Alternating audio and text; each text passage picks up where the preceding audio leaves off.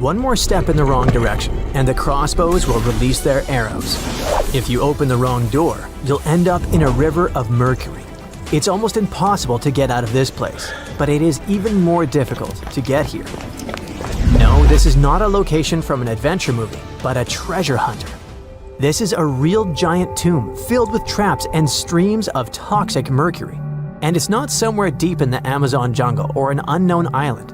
This tomb is located in central China, near the city of Xi'an. And you know what the coolest thing is? This tomb was built more than 2,000 years ago. And even now, in the 21st century, we still don't know how to get there. But let's start from the beginning.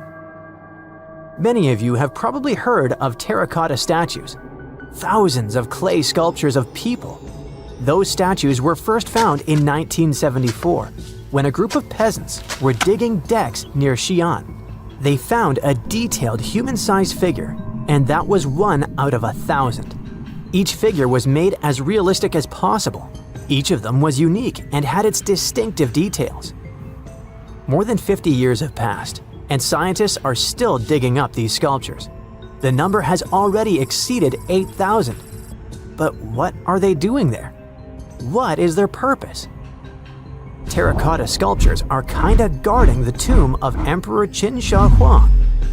He was such an influential man in China that he wasn't just buried in a tomb. His servants created a giant coffin complex the size of a small town. So, if thousands of clay guards symbolically protect this place, it's difficult to imagine what's in the center of this ancient, gigantic tomb. But first, let's find out who Qin Shi Huang was, and then move on to the dangerous traps. He was the first son of the ruler of the kingdom of Qin. It was one of the 6 kingdoms that existed on the territory of modern China. In 2059 BCE, when Qin Shi Huang was born, those 6 kingdoms were independent and separated from one another. Moreover, there was a strong conflict between them that lasted for more than 200 years. But Qin Shi Huang turned out to be the man who managed to conquer and unite all these kingdoms. He became more than just a king. He became the first emperor of China. But how did he complete a seemingly impossible task? Natural disasters, clever strategy, tactics, and skills helped him to conquer the 6 kingdoms. Scientists are still arguing about some of the details of how this happened. All that can be said is that Qin Shi Huang was a very wise and intelligent emperor. So it's not surprising that his burial turned out to be so huge. He was buried in the largest and most luxurious funeral complex in the history of China. The area the size of a small city contains many underground caves filled with things an emperor could need in the afterlife. In ancient China, as well as in ancient Egypt, people believed that when an emperor went to the other world, he could take with him those things that were buried with him. Unfortunately, sometimes it could be people, but Qin Shi Huang acted wisely and correctly. He decided to bury clay statues. But the coolest thing is that the architects and builders of this complex made it impregnable. The whole area holds many secrets, historical artifacts, and priceless objects. There's a beautiful place with the emperor's body in the center of this tomb. Imagine how many treasures you can find there, and all of them were meant to remain untouched and unseen by other people. And we probably won't be able to get to them, at least in the near future. Ancient Chinese historian Sima Qian wrote something about the tomb about 100 years after the emperor's burial. He said that this place had dangerous traps inside the tomb that would destroy anyone who dared to enter the tomb. The engineers installed crossbows with loaded arrows and also poured a huge amount of mercury, simulating the movement of rivers. Of course, that was 2,000 years ago, and crossbows probably don't work anymore. But what about mercury? This toxic metal has no expiration date. It's shiny and moves quickly in liquid form. It looks beautiful, but don't touch it. Even a small drop of mercury can cause damage to your body. Inhalation of its vapors or ingestion causes damage to nerves, the liver, kidneys, and many other symptoms. And that's just one drop. Imagine how dangerous rivers of this substance can be. Who knows how much mercury was loaded there by the tomb builders? But even if you dodge all the traps and don't end up in the poisonous river, mercury would still be able to harm you. Its vapors can pass through the cracks in the walls. This means that the entire tomb is probably soaked in this substance. And by the way, this is not just a guess. Scientists have measured the mercury level at the excavation site and found that it's much higher than normal. But why mercury? In ancient China, mercury was considered the elixir of youth, the source of immortality. According to the records, Qin Shi Huang often took pills with this element. Perhaps this was the reason that his life ended at the age of 49. In any case, people can damage ancient structures and artifacts during excavations. For example, archaeologists caused great damage to Tutankhamun's tomb during its exploration. You dig around, but then suddenly the entrance collapses and you destroy vases, scrolls, interior decorations, and other stuff. But even if you do everything carefully, the writing and drawings on the walls can be destroyed by sunlight or oxygen. Places where there has been no fresh air and ultraviolet radiation for thousands of years have their own chemical composition that can be damaged by contact with the outside world. In the 1970s, when archaeologists were excavating terracotta sculptures, the paint pigment fell off the statues because of contact with the sun and air. Fortunately, the archaeologists quickly adapted and created a technology that allowed them to get the statues out without damaging the paint. It was a long and careful process, but it was worth it, and here's why. According to ancient writings, the emperor created an underground kingdom with a beautiful palace in the center. He decorated the ceiling of this palace with expensive pearls. You know why? To simulate the stars in the night sky. And that's just the ceiling. It's difficult to imagine how the walls, floor, and tomb of the emperor are decorated. Besides, scientists expect to find many other statues that copy the emperor's servants. So, in simple terms, the tomb of Qin Shi Huang is a paradise for archaeologists and historians. But of course, it will take more than one generation before they extract all the treasures. Some experts predict that the excavation of the entire tomb could take centuries. But of course, new archaeological technologies can change everything. For example, non-invasive research methods mean you don't have to enter the tomb. You can see it through a special device. Another idea is the use of muons. Those are subatomic products that appear as a result of the collision of cosmic rays and atoms in the Earth's atmosphere. The point is that these muons can penetrate through solid objects, just like X-rays. Or how about nanotechnologies? Imagine millions of tiny digger robots climbing into a tomb and starting to scan the area. They transmit the data to a computer, and then scientists create a holographic model. It all sounds cool, but to be honest, the charm of archaeology is lost here. It's one thing when you carefully dig up some ancient artifact with your hands, see it with your own eyes, and scrupulously clean it from the ground. And it's completely different when you watch it on a computer screen. But in any case, technologies using muons or some kind of robots ensure people's safety. It's better if a computer falls into a trap than if it happens to an archaeologist. It's nighttime, and you're about to walk inside Pharaoh Tutankhamun's final resting place. You know, King Tut. You don't have a torch, but at least you came with a flashlight. You walk down several flights of stairs and observe how the walls are carved in hieroglyphics and what looks like a spell. Those who take anything from this place will be doomed for life, the spell says. Even if you don't really believe it, this scares you a little bit. You find a huge stone door. Is it a trap? You manage to open it, but oh no, it's only an empty chamber. You check your map. It seems like you're heading in the right direction. After what feels like hours, you realize you must be trapped inside a labyrinth. You try to retrace your steps, but you can't find the door where you came in from anymore. That's it, you think to yourself. You've fallen for the Pharaoh's trap. What's worse, you didn't bring a lunch. Okay, so we've all seen Hollywood movies where the main character is exploring ancient ruins and faces some seriously dangerous traps, right? We've been told Egyptian royalty protected their final resting places with venomous scorpions and snakes, sliding doors that will trap you for life, and giant rolling boulders that will crush anyone on their paths. The thing is, were these traps truly real? Well, I regret to be the one to break it to you, but this is all fiction. These elaborate traps were too technologically advanced for ancient civilizations to pull off. That is not to say, however, that there weren't any traps at all. Ancient civilizations, like the Egyptians and the Mayans, are known for their practice of building entire monuments dedicated to the ones who had passed away.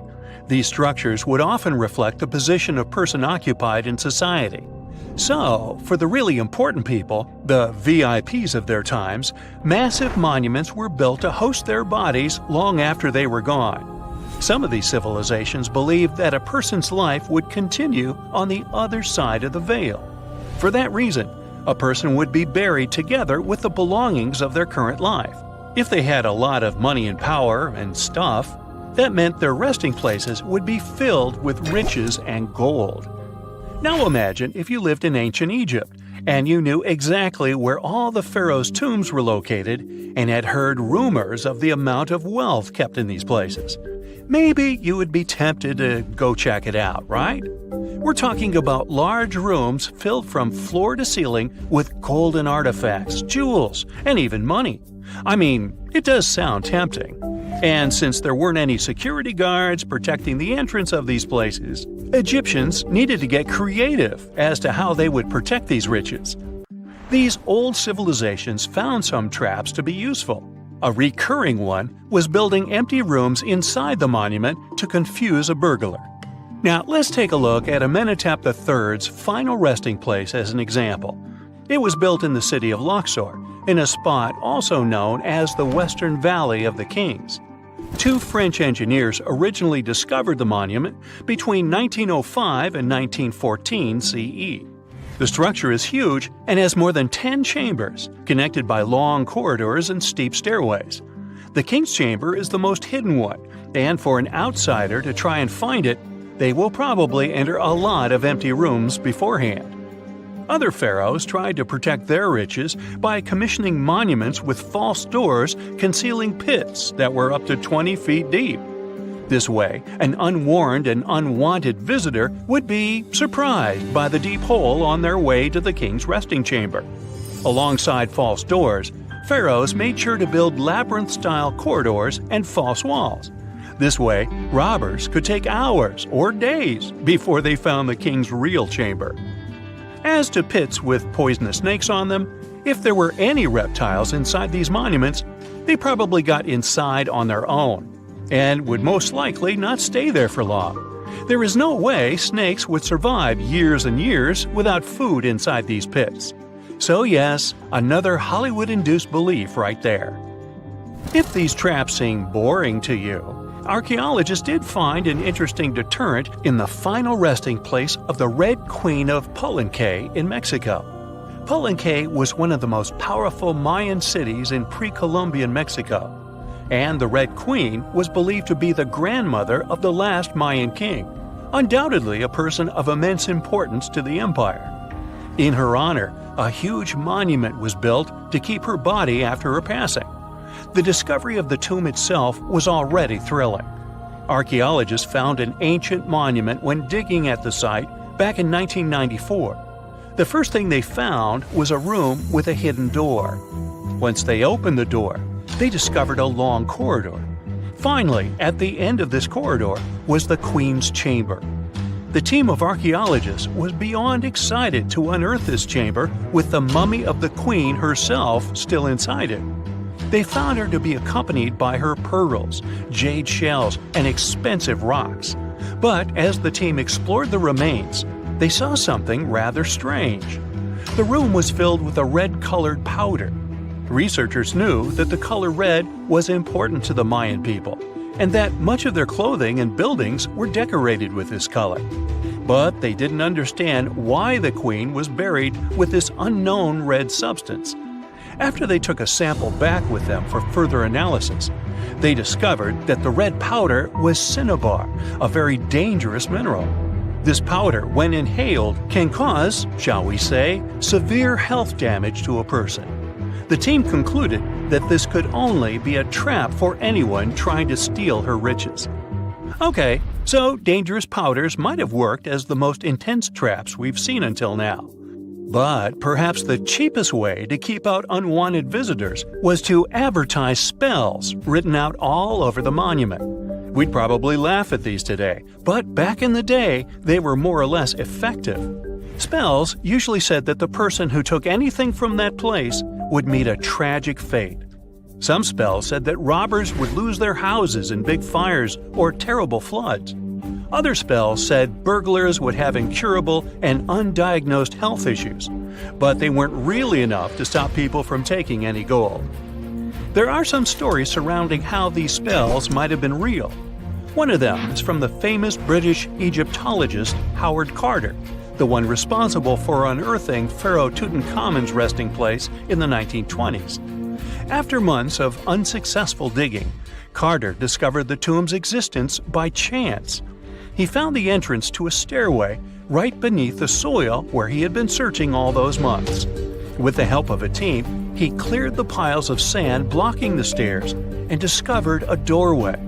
The door had several royal symbols carved into it, and Carter knew this could only mean a very important person had been buried there. And he was right. With a chisel, he made a hole in the top left-hand corner of the doorway and lit his vision with the help of a candle. He couldn't believe what he was seeing, the reflection of several golden and jeweled items crowding the chamber before him. Lost for 3,000 years, Carter had just discovered the final resting place of King Tut. But the story didn't finish here. This discovery was accompanied by a series of unfortunate events that led people to believe it had something to do with the pharaoh's spell. Carter himself mysteriously passed away just a few years later, and some of his assistants lost their houses in floods, just like one of the spells threatened. Some say it's just coincidental, as there's no real proof of these things being connected. Well, what do you think? Was this an effective trap after all? I bet you've never heard of the legendary oasis of Zerzura. This ancient city is said to be hidden somewhere deep in the Sahara Desert, and its discovery could mean unimaginable riches and untold secrets. According to an anonymous 15th century Arabic guide, the key to unlocking the city lies in the beak of a bird carved on the city gate. Zerzura might not be as popular as Machu Picchu or the pyramids, but that just makes it more mysterious. Legend has it that Zerzura is built around this big oasis somewhere in the desert west of the Nile. Apparently, it's made out of white stone and has all these luxurious houses and gold decorations. The story goes that a scribe wrote down the account of a traveler who stumbled upon Zerzura while looking for his lost camel. At one point in his journey, the man got caught up in a sandstorm, where he got separated from the rest of his group. The traveler kept wandering in the desert for days, and then, out of nowhere, two men showed up and guided him to the city of Zerzura. The traveler described this city as an oasis filled with little birds and made out of pure white stonework. The city is also said to be guarded by giants. In 1835, an English Egyptologist named John Gardner Wilkinson mentioned the city in one of his books. He spoke to a man from Egypt who found the city by accident after days of wandering through the desert. He mentioned some ruins, unusual stonework, and a large oasis surrounded by palm trees. The man even gave some instructions on how the city could be found, indicating that it might be in the western desert of Egypt. But here's the kicker.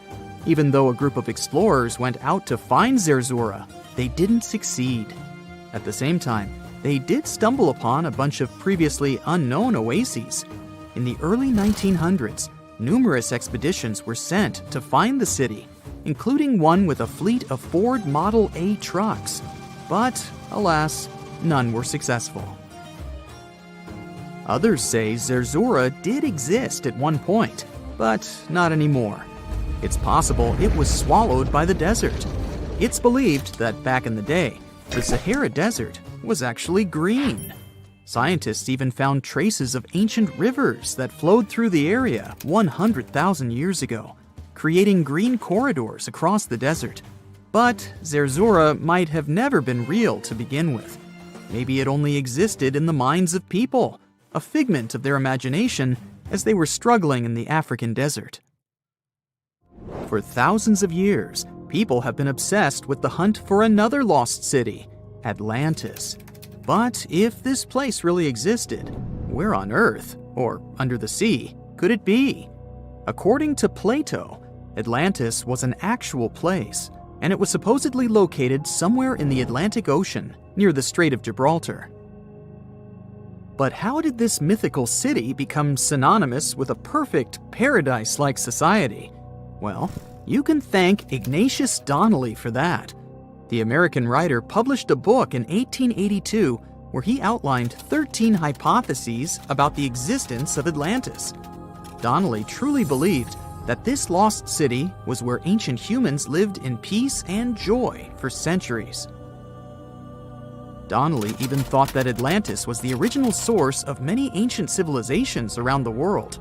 And if we just followed Plato's clues, we could totally find Atlantis. Sounds like a treasure hunt, right? What inspired Donnelly to go on this quest in the first place, you might ask? Apparently, an amateur archaeologist discovered the city of Troy, using Homer's The Iliad as a guide. Well, if Troy was real, then why not Atlantis? Back in the day, some people believed that America was the legendary Atlantis. Columbus really stirred up some excitement when he brought back news about the New World to Europe. But the real hunt for Atlantis didn't really start until the 20th and 21st centuries. Some people tried to connect the dots between a volcanic eruption on the island of Santorini and the destruction of Minoan settlements. But in 2018, a team of investigators claimed they had nailed it, announcing they had discovered concrete proof that Atlantis had existed. What was their evidence, you ask? A series of mysterious circles in a national park in Spain. But the circles turned out to be nothing more than experimental ponds for studying zooplankton. Let's face it, there's no real evidence that Plato's lost city of Atlantis actually existed. But it doesn't make searching for it any less exciting, does it? The Fountain of Youth isn't a lost city per se, but it is another mythical location that many have claimed to have stumbled upon over the years. Long ago, people were obsessed with the idea of living forever, or at least extending their lives as much as possible. Each culture had its own wild story, like the Greeks talking about a magic fountain that let people live longer, or Alexander the Great finding a river of paradise that could heal the wounded. Japanese legends spoke of hot springs that could make you young again, while the Caribbean locals talked about the restorative powers of the water in one of their own mystical lands. Explorers searched far and wide for these magical waters, but nothing. Probably the most famous of all was the story of the Spanish explorer Juan Ponce de Leon, who thought he'd found it in Florida. Now, Ponce de Leon was quite a character. He sailed with Columbus and became an important figure in the area now known as the Dominican Republic. He found gold in Puerto Rico and even became the island's administrator. But when the ruler of Spain decided to replace him in his duties, he got upset and decided to explore Florida, looking for gold and the elusive Fountain of Youth. He explored the Bahamas, but sadly, he didn't find any gold or magic water. He did, however, make his way to Florida. He explored the coast and even discovered the Gulf Stream. Unfortunately, his last expedition didn't go well, and he was wounded. But the legend of him searching for the Fountain of Youth lived on. Even though historians don't think he was really looking for the Fountain of Youth, thousands of people visit the Fountain of Youth Archaeological Park every year to try the sulfur-smelling water. It's the oldest attraction in Florida, which has been around since the 17th century. Some say the water has unusual properties, but I'll leave that up to you to decide after you visit this place. Norse mythology has its own mysterious land called Thule. It's said to be somewhere between Scandinavia and Iceland, where the sun barely shines and the cold bites hard. The folks there survive on a diet of millet, herbs, fruits, and roots, washed down with a grain and honey brew. As for its exact location, scholars can't seem to agree on it to this day. The legendary ancient Greek explorer Pytheas was said to be the first to stumble upon Thule during his quest for tin mines. He sailed his way up north, passing by Scotland, and after 6 long days of sailing, he reached Thule. The people there, according to Pytheas, were quite primitive, but that's no surprise since they were just simple farmers living off the land. They showed Pytheas where the sun set on the shortest day of the year. They also told him that in winter, the sun never rose at all, and in summer, there was no night. For many years, historians have been debating the true identity of this mythical land of Thule. Some say it's Iceland, while others claim it's Norway. A little bit of progress has been made recently with the help of a team of researchers. If their findings are correct, Thule might be the elusive island of Smola. That's farther south than any of the Norwegian islands that were on the list of contenders. It may be too soon to celebrate, but it does look like Thule has finally been found. They were digging a well when they hit something that made them stop mid-swing. Their shovels struck stone, and as they cleared the dirt away, the farmers saw blocks, lined up like bricks in a fortress wall. It happened in Texas in 1852. But to this day, there's no single explanation for something that looks like a secret buried city beneath quiet streets and front lawns. The diggers who found the well said that the structure stretched for miles. In some places, it dropped dozens of feet below the surface.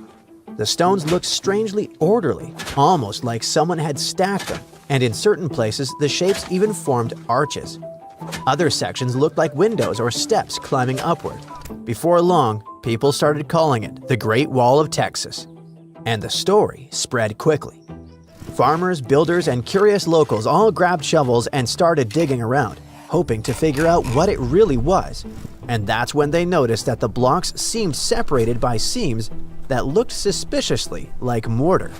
It was really hard to believe that nature could stack limestone into right angles and parallel lines like this. Then, things got even stranger. In 1886, a local newspaper wrote about a massive petrified skull found near the wall. They also mentioned underground chambers, lost rooms beneath Texas soil, and relics of something powerful and old.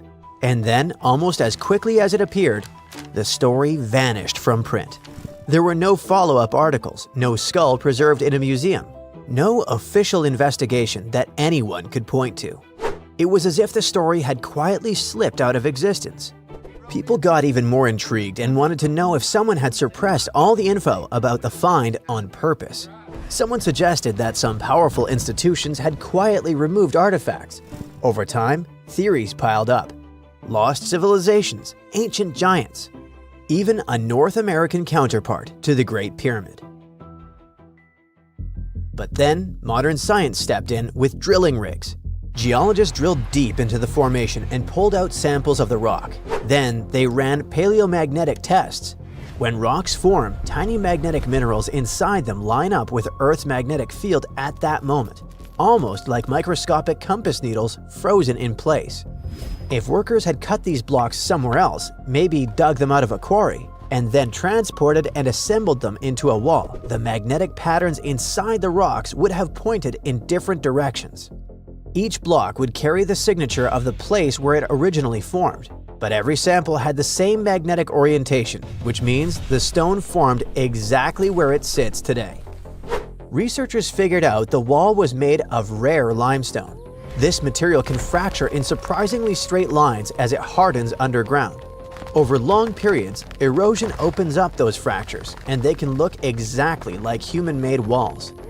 It's like mud. When it dries, it splits into neat geometric patterns. Now imagine the same process happening underground, slowly over millions of years on a much larger scale. Today, the scientists are sure that the rock wall formation developed naturally. it only seems constructed by humans. Recently, a family whose ancestors were early rock wall settlers donated a piece of land to the city that has the original site where the wall was excavated. And because the interest in the place lives on, the city authorities plan to make the original wall accessible to the public. The rock wall isn't alone. In 1968, 3 divers spotted large rectangular limestone blocks near North Bimini in the Bahamas. The blocks were in a straight line stretching about a half a mile. Divers called it the Bimini Road. It consists of massive angular blocks of limestone. Some of those blocks are up to 13 feet long. Many of the blocks look like they once had right-angled corners, as if someone cut them and placed them there with purpose. The 3 divers found this construction when the world buzzed with interest in Atlantis. So headlines immediately connected the dots and were seriously asking whether this could be the first physical trace of Plato's legendary civilization. We still don't have any archaeological evidence to confirm it actually existed, but the timing and the shape of the Bimini stones made many people believe that was it. But then, geologists explained that beach rock forms when sand, shell fragments, and other coastal sediments cement together in warm, shallow water. The Bimini blocks consist of small mud pellets, grains of sand, shell pieces, remains of tiny single-celled marine organisms, and fragments of algae. Over time, chemical reactions bound these materials into solid limestone sheets. Natural fractures split the sheets into rectangular blocks. As sea levels rose at the end of the last ice age, water gradually submerged the formation. Waves and currents eroded the sand beneath parts of it and made some blocks look slightly elevated or recessed. Then, researchers did radiocarbon dating on rock samples, shells embedded with them, and the carbonate cement holding everything together. That's how they found out that the stones were roughly 2,000 years old. It's way after Atlantis' supposed demise 12,000 years ago. So no, the Bimini Road doesn't lead to Atlantis. But it helped scientists better understand how coastlines evolve, how sediment hardens, and how rising seas reshape continents. There's another mysterious structure that might have to do with Atlantis. Meet the Eye of the Sahara, or more officially, the Richat structure in Mauritania. From space, it looks like a 25-mile-wide bullseye carved into the desert. Concentric rings ripple outward like someone dropped a cosmic pebble. People who saw it first thought it was a spot left by a meteor impact. And a new theory links it to Atlantis. They say it looks exactly how Plato described it, with a center island with 3 rings of water and 3 rings of land around it. The Eye of the Sahara sits totally dry right now, but imagine if you dropped it down to sea level. Ocean water would rush in and fill those dips, and boom, you get something that looks a whole lot like Plato's famous city. On top of that, the size seems pretty close. Plato said the main part of Atlantis measured about 11 miles across, and the Richat structure measures roughly 13 miles wide. But wait, Atlantis famously sank into the ocean, so for this to work, the eye had to sit right at sea level a long time ago. The fans of this idea claim that this whole chunk of Northwest Africa slowly pushed upward over the last 11,000 years. They say it sat right at the ocean's edge way back around 9,600 BCE, which is exactly when Plato's story takes place. To back this up, they point out tons of salt inside the rings in satellite pictures, saying this proves ocean water used to sit right there. They also see sand all around the eye that looks like a giant wave washed over it. A huge wave like that would totally wipe out any city sitting there, just like the wave that supposedly sank Atlantis. It all sounds pretty convincing, but actual scientists and historians totally disagree. Because when you look closely, the facts just fall apart. Yes, the eye has 3 clear ridges, but if you measure all 3, the whole thing stretches way bigger than 13 miles. On the flip side, if you only measure out to 13 miles, you have to leave out the 3rd ridge entirely. So it doesn't actually match Plato's description perfectly, since you simply can't have it both ways. Modern satellite images show that the eye formed from uplifted rock layers that were pushed upward by molten material beneath the surface. Wind and water erosion then peeled back those layers like an onion over at least 100 million years. The oldest rocks sit in the center. Younger layers ring outward. It's a geological dome, not a crater, not a city. Inside the structure, scientists found igneous rocks, hardened magma, and sedimentary layers twisted by immense pressure. Hot water chemically changed the rocks and left additional signatures. Ancient stone tools also scatter across the region, showing that early humans once passed through. This site is now among the most significant geological heritage locations on Earth. Clouds of blazing ash obscure the sun. The ground is shaking. People are running in different directions. A volcanic eruption has begun. And it started suddenly. A small, sunny coastal town is facing one of the most devastating natural disasters. The ash will settle. Lava will spill out of the volcano's mouth.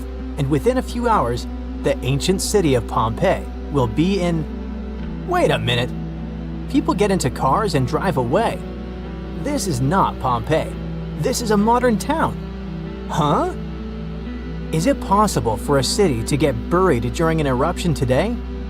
Unfortunately, yes. Welcome to Montserrat, which is also called the Pompeii of the Caribbean. Montserrat is not a city. This is the British Overseas Territory in the Lesser Antilles, one of the Caribbean islands. It has the Soufriere Hills volcano that turned the lives of many residents of the capital, Plymouth, into a nightmare in 1995. But what kind of place is this, and why do people live here at all? The Montserrat area is not very big. It's about 6 times smaller than the Chicago area, and there aren't many people living here. Before 1995, the population of Montserrat was about 15,000 inhabitants. It's not a lot, but the island gathered several different cultures, as it was inhabited by the Irish, Africans, and indigenous people. Montserrat is one of the youngest volcanic islands of the Lesser Antilles. Before 1995, the Soufriere Hills volcano erupted here in the 17th century. Many years had passed since then, so people were not very worried about its new awakening. They rested, worked, had fun, went boating to other islands, and all this continued for about 300 years.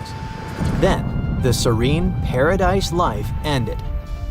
In 1995, seismic activity began. It continued for several months and led to an explosive eruption in 1996. Fortunately, no one got hurt, but the real disaster hit in June 1997.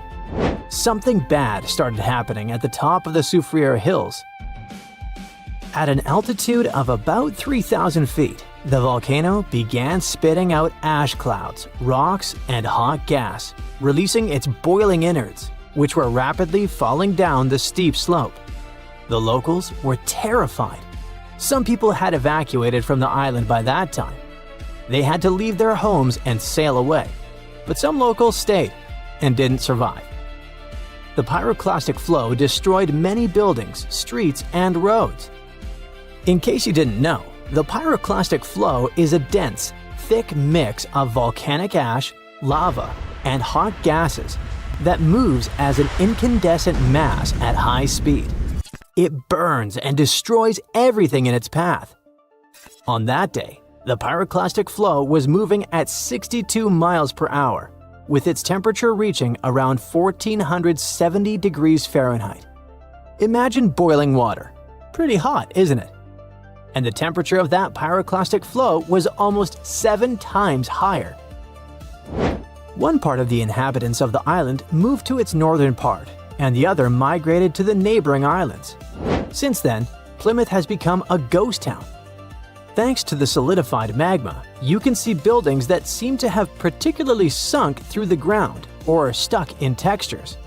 The streets are deserted, and the roads are covered with a thick layer of volcanic mass. After the eruption, only 1,000 people stayed on the island.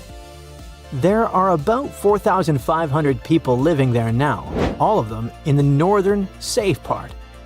The southern side of the island is now called the exclusion zone. It's divided into 5 parts: A, B, C, F, and V, the most dangerous area. Why is it dangerous? Because the volcano is still active. Periodically, it spits out clouds of ash. It can erupt with devastating force at any moment, but that doesn't stop thrill seekers. Montserrat attracts many tourists who like to walk in the picturesque areas near the active volcano. People also love the ghost town. The roofs of houses, spires, and the remains of the clock tower stick out of the solidified lava. Broken windows with torn curtains and dilapidated former hotels attract many tourists. You can enjoy the beautiful tropical northern part of the island and see the apocalyptic picture in its southern part. Locals actively promote tourism and advertise their home as the Pompeii of the Caribbean. Would you like to visit this place? Living next to a volcano is quite risky, but how about living inside a volcano? Near 220 miles south of Tokyo, there's a beautiful island of Aogashima, most of which is occupied by an active volcano. But how can people live inside a volcano and not be afraid? The answer is simple. This place is too beautiful. Besides, the last major eruption occurred there at the end of the 18th century. People don't live right inside the crater, that would be too much. A small settlement is located inside the outer wall of the crater, far from the geothermal activity and quite far from the dangerous peak. But it's still a pretty extreme place to call home. The population of the island is about 170 people, and they're not going to leave.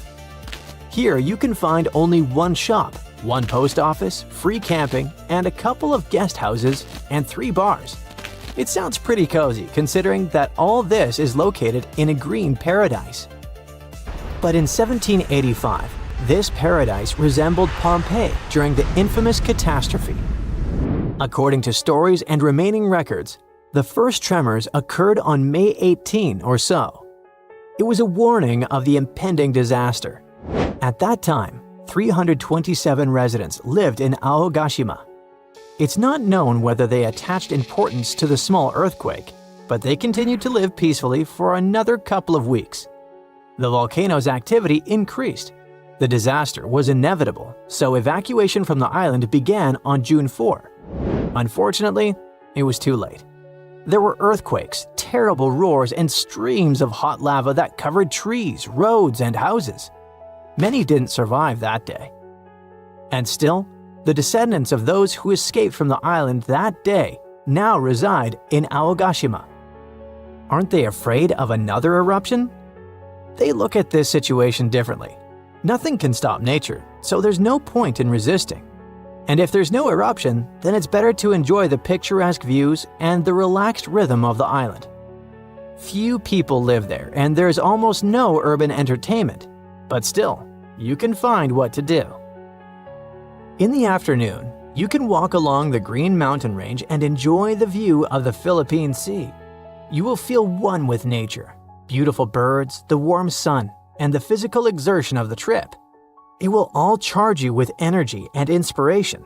You can also go fishing, camping, or chat with the locals. At night, you can look at the stars. The night sky is perfect in Aogashima. Away from city lights, there's a low level of light pollution. A detailed star map can help you study celestial bodies without a telescope. Since the place is essentially an active volcano, you can find many geothermal springs there. One of the coolest and most popular places to visit is Aogashima Furiai. It's a sauna that uses volcanic energy to maintain high temperatures in the steam rooms. And outside the rooms, you can also find hot air vents for cooking. How about an omelet fried in volcanic heat? Sounds appealing.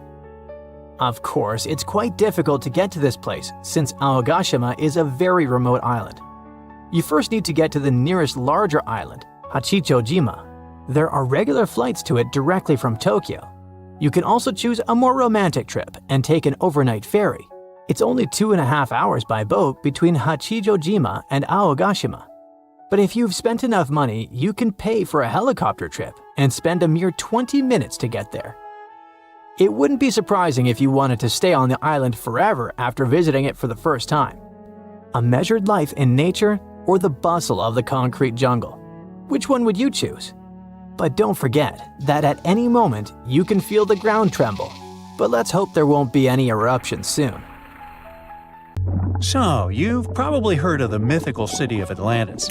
But did you know there's a real Atlantis of the sands? In 1992, a group of amateur researchers and archaeologists got curious about a lost city called Ubar, supposedly hidden in the deserts of Oman. According to legends and ancient texts, Ubar vanished because a deity got angry with the city's ruler. For centuries, no one could find it, and it became more myth than reality. That is, until a likely duo, a lawyer and a filmmaker, teamed up with NASA. They used a special radar system that could see through the thick desert sands and discovered ancient trade routes, compacted by the movement of thousands of camels. Ooh, imagine how that smelled. Anyway, this led them to the remains of Ubar, a bustling center for trading frankincense 5,000 years ago, a substance once as valuable as gold. This information was all they needed to get boots on the ground and start exploring the area. A group of over 40 volunteers removed 200 tons of sand from the site. They found something big, but it really didn't look like a city. Most Arabs in the past didn't live in traditional dwellings. They tended to live in open-sided tents that allowed the cooling breezes to pass through. But at the center of the tent city, there was a fortress that was the king's home. The fortress they found was ringed by 8 walls, each about 2 feet thick, 10 to 12 feet high, and about 60 feet long. At each corner stood a tower roughly 10 feet in diameter and 30 feet tall, exactly as it was described in that ancient religious text. Now, what the king who built it didn't know is that he built his impenetrable fortress on top of a highly corrosive limestone cavern. With time, the layer of ground above the fortress gave way to a sinkhole, and the whole thing swallowed the fortress all the way. Sinkholes happen when underground water starts to erode the bedrock, making the soil very unstable and fragile. Having a city on top of that certainly doesn't help. The whole thing just went kaboom one fine day, and we only found out about it recently. Yow! Meanwhile, Santorini is known for its stunning views and romantic getaways. But it's also home to one of the most fascinating archaeological sites in the world, the ancient city of Atrotiri. Dating back over 6,000 or 7,000 years ago, Atrotiri was a Bronze Age hub. That is, until it was wiped out by a volcanic eruption. Everything changed for Atrotiri in the 16th century BCE, when a series of earthquakes hit the city. The city lay buried under volcanic ash, much like Pompeii. The exact date of the eruption is still debated, although there are some clues found in unusual tree ring patterns from years like 1597 and 1560 BCE. Now, it seems as though the residents of the city quickly packed up and left, and good thing they did, because what followed was one of the largest volcanic eruptions in the last 4,000 years. The ash was so thick that the city remained hidden for thousands of years. You see, the Akrotiri civilization was known for its monumental architecture and fantastic art, being sometimes called the first civilization in Europe. It flourished during the Bronze Age, and they grew so much because they were an important part of the copper trade. The civilization saw over 500 years of wealth and prosperity. They expanded so much, their cities had extensive drainage systems, and their people produced high-quality pottery, according to what researchers found in later excavations. Fast forward to 1867, when locals started stumbling upon ancient artifacts of this civilization in a quarry. These findings first caught the attention of a French geologist who did the first digs. But it wasn't until modern excavations that the true scale of the lost city was revealed. As archaeologists dug deeper, they discovered a sophisticated settlement. Akrotiri was a key trading hub between Crete and Cyprus, with evidence of copper, pottery, and paved streets. It was a bustling, organized city, until that devastating volcano wiped it off the map. What's left today are stunning remnants of their culture, like beautifully preserved frescoes. These paintings, created with mineral pigments, show scenes of daily life, flotilla of boats, blooming flowers, and birds in flight. Across the Atlantic, Peru is world famous for the majestic ruins of Machu Picchu, but there's a lesser-known, heartbreaking chapter in its history, the tragic destruction of the city of Jungay. In 1970, a seemingly small shift in a tectonic plate triggered a massive 7.9 magnitude earthquake, causing devastation on a scale few could have imagined. It was a peaceful Sunday afternoon when the regions of Uncas and La Libertada were rocked by the quake. The epicenter was about 22 miles off the coast, where the Nazca Plate dives, or subducts, under the South American Plate. It affected an area of roughly 83,000 square kilometers, larger than Belgium and the Netherlands combined. The tremors were so powerful, they were even felt in central and western Brazil, which are not exactly close by, just to give you an idea. Although many towns were affected, Jungay was affected the most. The beautiful Mount Osakaram, towering over the city, turned evil when the earthquake triggered an enormous avalanche. A mass of glacial ice and rock, about 3,000 feet wide and a mile long, came barreling down the mountain at over 100 miles per hour. It roared down the slopes, gathering mud, rocks, and debris as it raced toward the city, obliterating everything in its path. In just minutes, the avalanche traveled over 8 miles and buried Jungay under tons of snow and mud. Over 25,000 people lost their lives in the disaster, leaving the city almost completely covered. Peruvian officials have since declared the place a national mourning area, forbidding any excavations out of respect for those who perished. What's even more astonishing is that a few people managed to find refuge in a nearby resting place on a small hill. Some say that the town's fate had been foretold years before by a priest who warned about living in the shadow of such an unstable mountain. There's no way to confirm this, but it remains a part of local legend. Now, as strange as it may sound, this American city is sitting at the bottom of the man-made Lake Shasta, and how it got there is what matters most here. Once, the city of Kinnett in California had 40 saloons, dozens of stores, a hotel, hospital, a school, and an opera house. Today, it rests as deep as 400 feet below the water surface. In the beginning, the city of Kinnett was a mining community. The town started to spark attention in 1852 when it was announced that gold was found in the area. Kinnett was also very close to the Southern Pacific Railroad, so it was a hotspot for businessmen, railroad workers, and the thousands of mining men that worked in the surrounding mines. At its peak, Kinnett boasted a population of 10,000 people. Apparently, the city grew too big, too fast, and its economy couldn't handle it. In 1923, Kinnett's largest mine closed permanently, and that was just the excuse the officials needed. Authorities wanted to build a dam in the nearby region, so in 1935, they started working on the Shasta Dam. When Shasta Lake began filling up with water in 1940, the old town's hotel and saloon still existed and were left standing.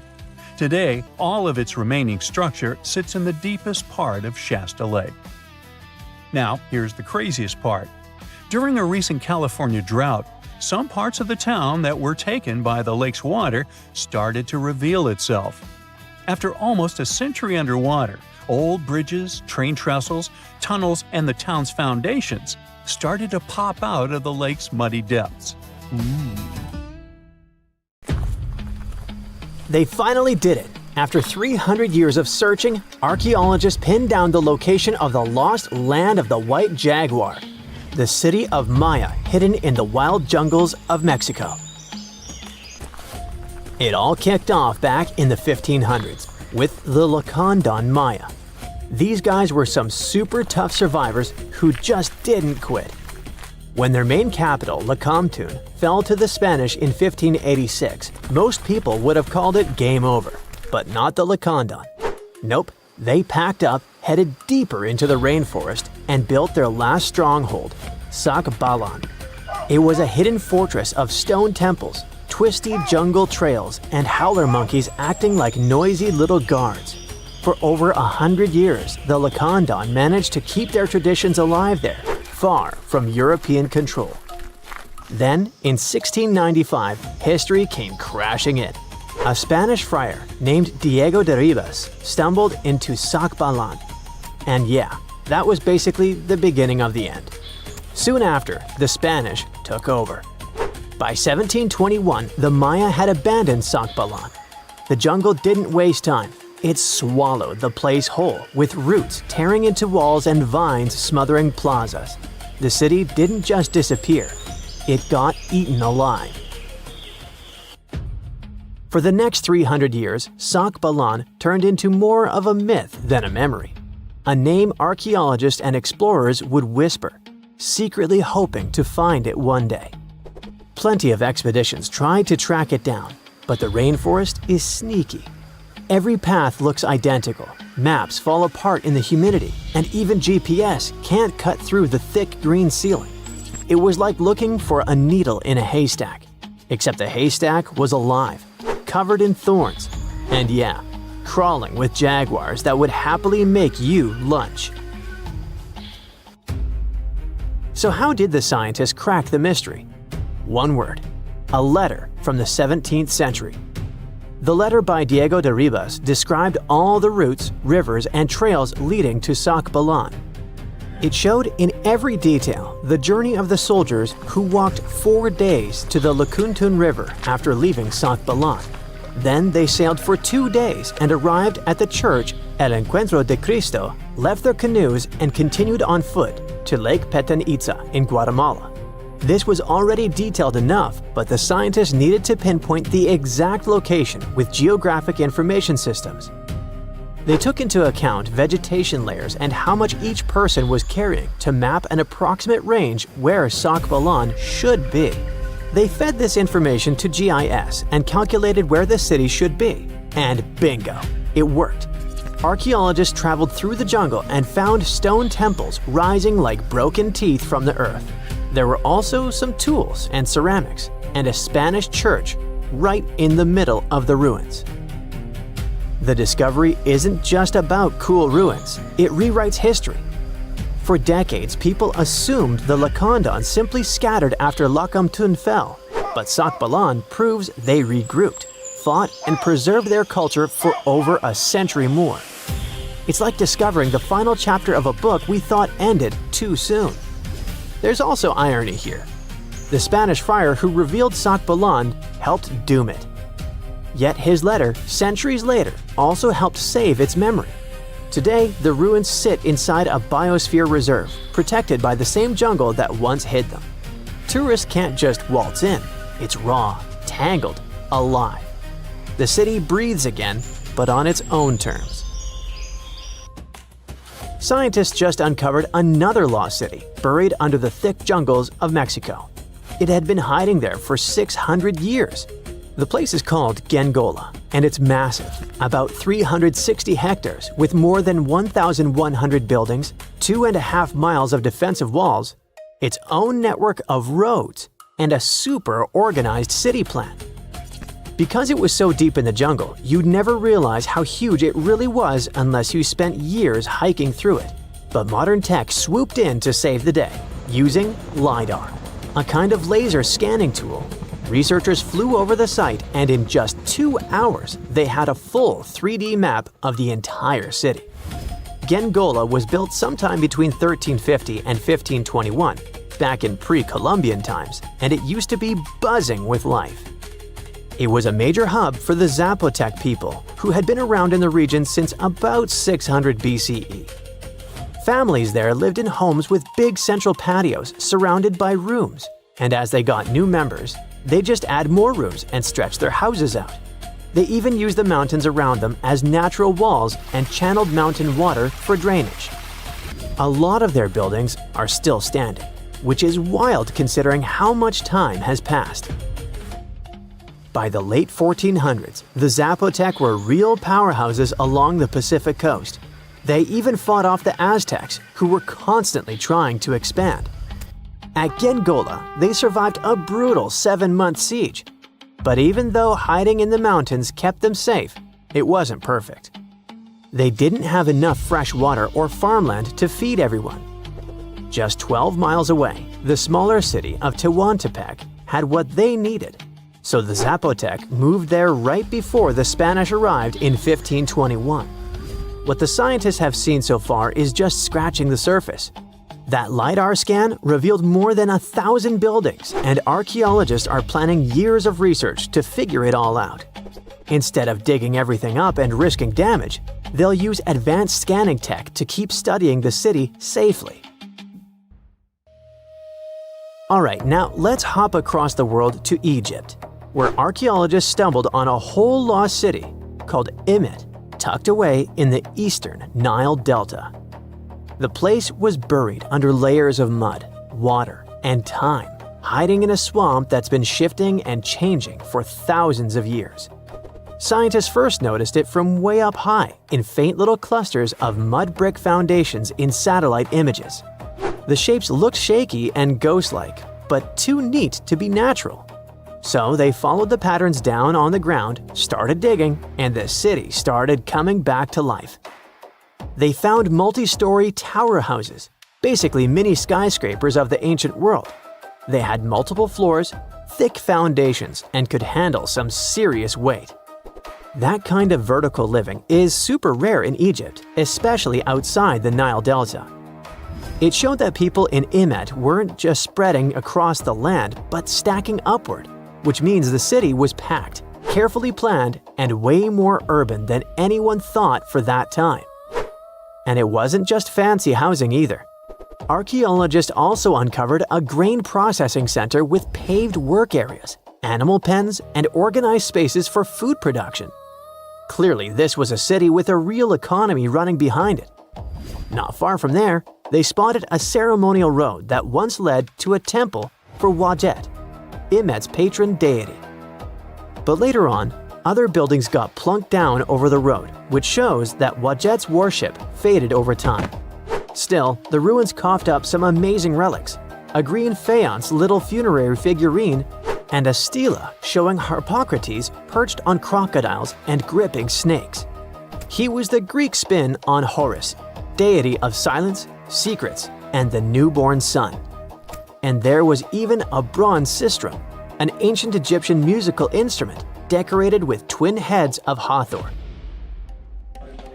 Turns out, Imet was active from around the 4th century BCE onward, stretching from Egypt's late period into the Roman era. Its location along trade routes made it a magnet for merchants and pilgrims visiting Wadjet's temple. So it wasn't just hanging on, it was thriving, connecting, trading, and adapting with the times. And this isn't just another dusty ruin. Imet is giving us a window into everyday life, religion, and urban planning in the Delta, which we've always known way less about compared to the big pyramids and tombs. Let's do a thought experiment together, shall we? Now imagine you're climbing the Himalayas. However, you're lost. Where you are seems to be an isolated valley. You used all your food and water source and don't know which way to go. You're so out of energy that you don't even know if you'll be able to get back home. Suddenly, in the distance, you see a sage-looking man walking towards you. However, you can't help but to close your eyes as you are defeated by fatigue. You open your eyes to a totally new place. The sage is sitting right next to you. He says, "Hello, traveler, and welcome to the land of immortals." That sounds like the beginning of an Indiana Jones movie, right?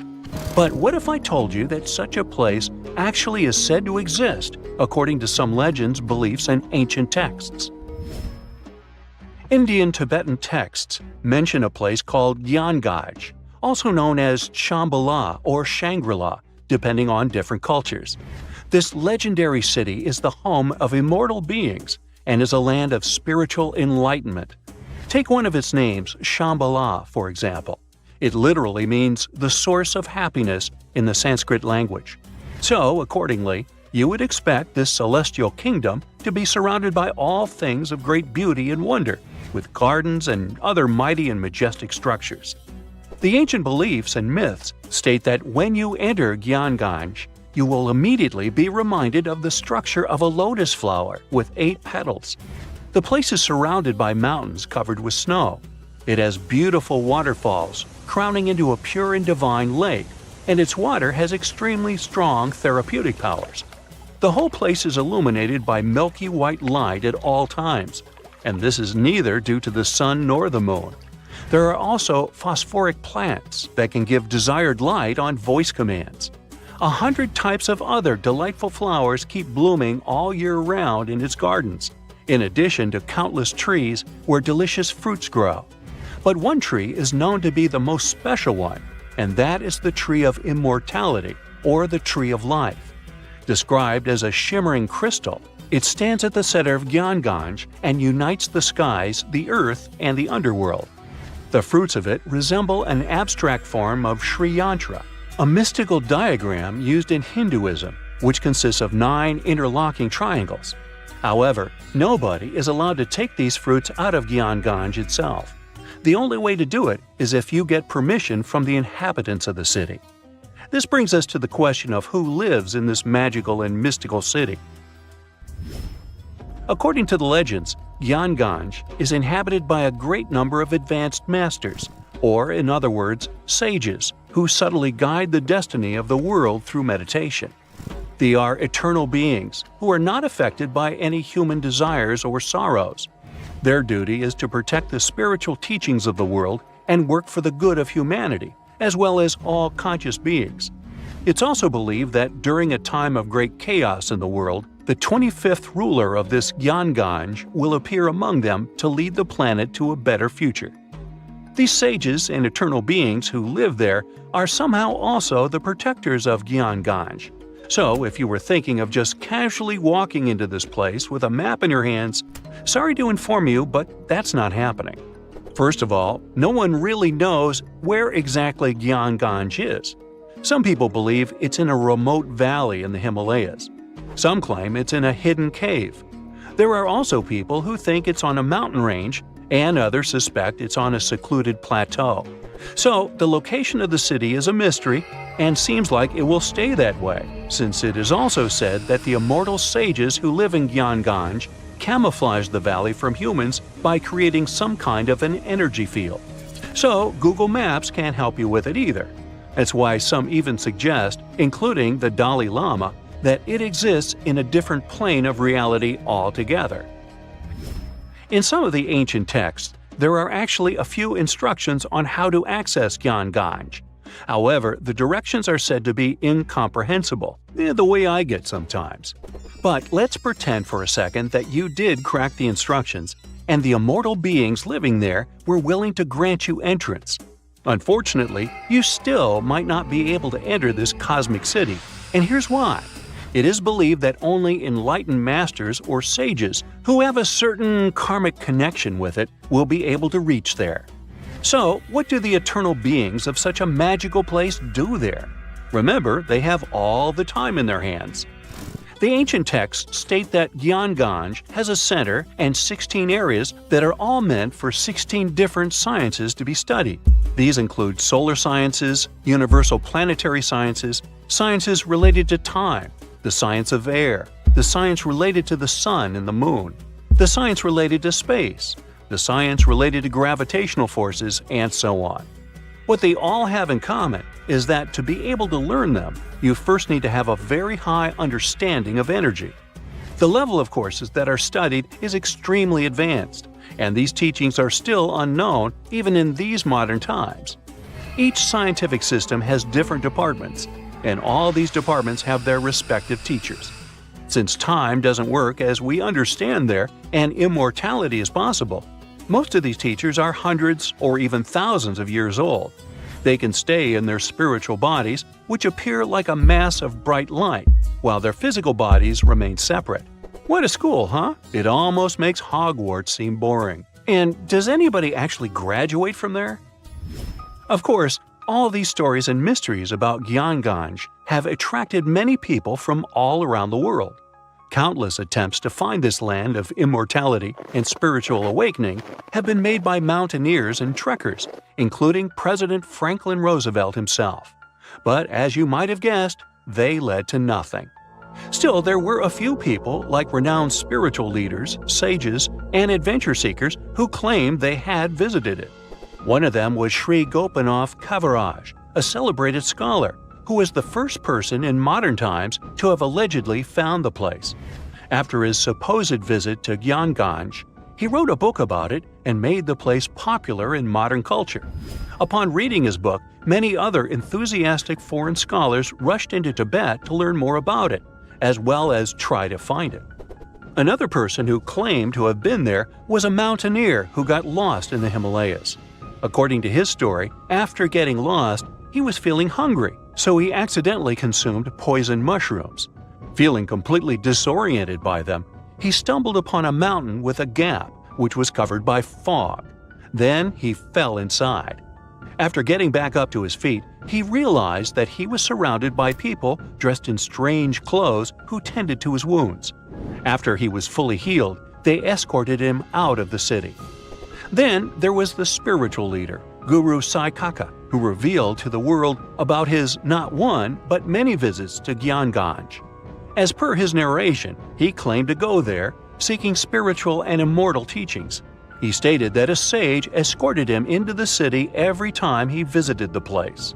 In his stories, he also pointed out that the kingdom exists in a higher dimension. One other so-called visitor to Gyanganj was L.P. Farrell, an English officer, who claimed to have experienced the mystical place in 1942. Even if all these stories and descriptions about Gyanganj are able to give us a vivid picture, it can still be hard for many to keep an open mind about its existence. Yet again, it's not hard to admit that even the idea of such a place, where immortality is possible and truly moral beings are working to protect humanity, is comforting, mind-blowing, and fascinating. A gruesome discovery took place in Egypt some years ago. You want to hear about it? 16 human hands, carefully buried in 4 eerie pits. They didn't look too much like human hands at first, since they were abnormally large, but they were. Weirdly, there were only right hands. No left hands were in sight. It turned out that it points to the practice of an ancient dark ritual. Old Egyptian art and tales talked of a ceremony where warriors would present the right hand of their adversaries as proof of victory and ask for gold in return. Egyptians believed in the afterlife, so cutting off someone's hand meant you cut off their power eternally. Guaranteeing this type of defeat was interesting to the winning party. Here, the fight was between Egyptians versus Hyksos, who lived in what was once known as Canaan.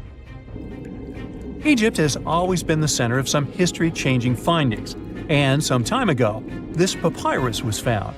If we stretched it open, it would be just a tad bigger than the height of a skyscraper. The world's tiniest skyscraper, which is located in Wichita Falls, Texas. When humans didn't write on their notes app, they wrote on this thing, made from the medulla of a papyrus plant. Around 2,000 years ago, ancient Egyptians wrote something reminiscent of a book where they describe most of their funerary traditions and their visions of the afterlife. It's considered one of the most important texts from ancient Egypt and is still sold in bookstores to this day. This ancient manuscript was unearthed from a chamber located just south of the Pyramid of Djoser, located in Saqqara. Oh yes, Djoser is the oldest pyramid in Egypt and not the Giza pyramids like most people think. So recently, the site of Saqqara buzzed with excited archaeologists who probably found one of Egypt's oldest complete mummies. They believe that this beautiful and well-preserved mummy was that of a wealthy man. He was discovered in a deep shaft, covered in layers of gold leaves. There are many symbols that show he was an important and wealthy man, like the band he wore on his head, the bracelet on his chest, and the fact that he was embalmed with a tunic, which was reserved for Egypt's finest. The most exciting part of the entire discovery was finding the resting place sealed with mortar, just as the ancient Egyptians had left it 4,300 years ago. Now this may sound weird, but back in 2008, archaeologists discovered a missing pyramid. Now it went missing because it deteriorated over the span of 4,000 years. Today, you can only see its base. It was a pretty important site back in ancient times. It is said that around the area of the pyramid, the ancients hosted a special type of ceremony where high priests would carry mummified remains of sacred bulls. Now here's a fun fact. Ancient Egyptians believed that Apis bulls were earthly incarnations of the city deity of Memphis and was connected to rites of fertility. It wasn't just any Apis bull, though. They needed to be all black, with a single white mark between its horns and a bunch of very specific characteristics. They were selected by the local priests and honored until they passed away. After that, they were mummified and buried in underground galleries. Meanwhile, this missing pyramid sort of disappeared around the 1800s. It was a German archaeologist who first found it in the village of Saqqara. He called it the Headless Pyramid when he first found it. But then, years after the official discovery, the desert sand came along and covered the whole thing. There were some excavations between the 19th and 20th centuries, but they weren't too systematic. That's why scientists were so thrilled when they dug an entire pyramid's base after removing the 25-foot mound of sand that was covering it.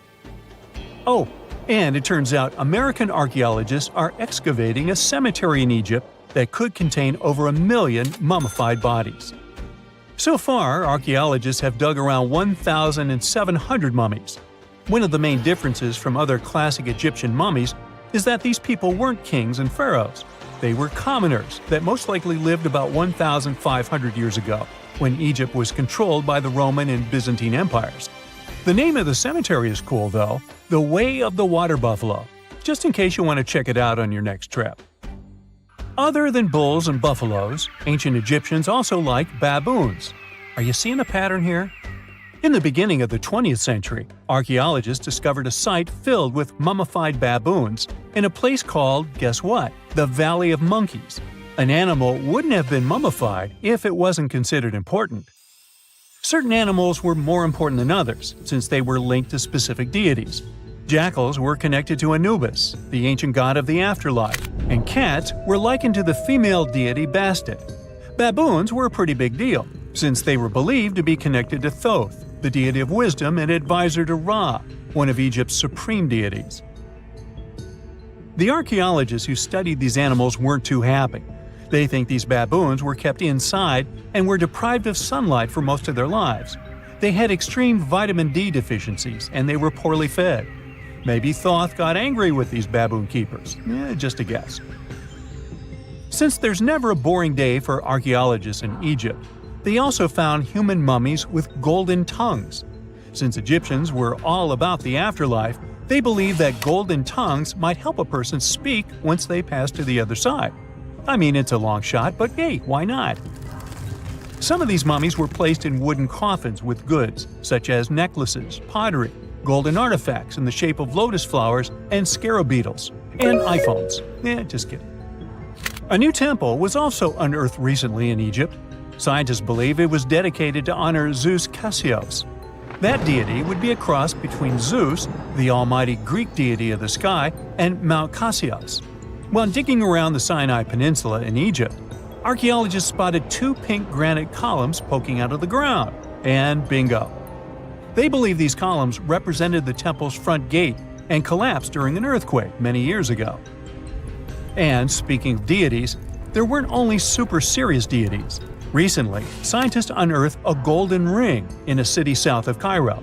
No, Frodo, it's not magical. It was a normal gold ring, but it had the depiction of the deity of fun, officially named Bes.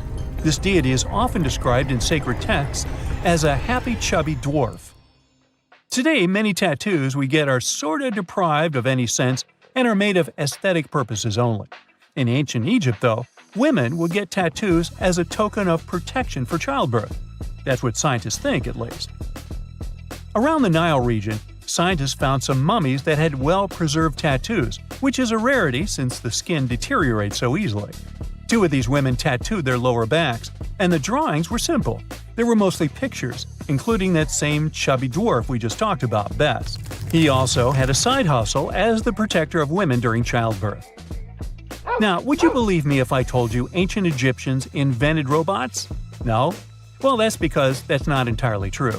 Sure, they were astronomers, mathematicians, and engineers, and somehow they also squeezed an eccentric invention into that package.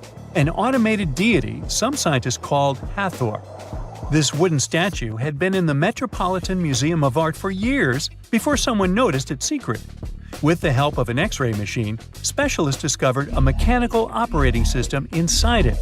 The pulley-like axis goes from the statue's shoulder to her left leg. When the system rotates, the statue raises and lowers her hand. Hey, pick me! Pick me! I got my hand up here. 1,000 years ago, near modern-day St. Louis, Missouri, there was a vibrant, bustling city called Cahokia. It was a Native American city, the largest and most influential one in Mississippian culture. At its peak, around 1050 BCE, Cahokia was home to as many as 30,000 people, making it larger than Paris at the time. But what's interesting is that Cahokia didn't have any big marketplace.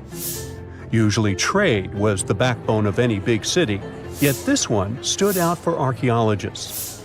That's because Cahokia wasn't about commerce. It was about culture, community, and parties.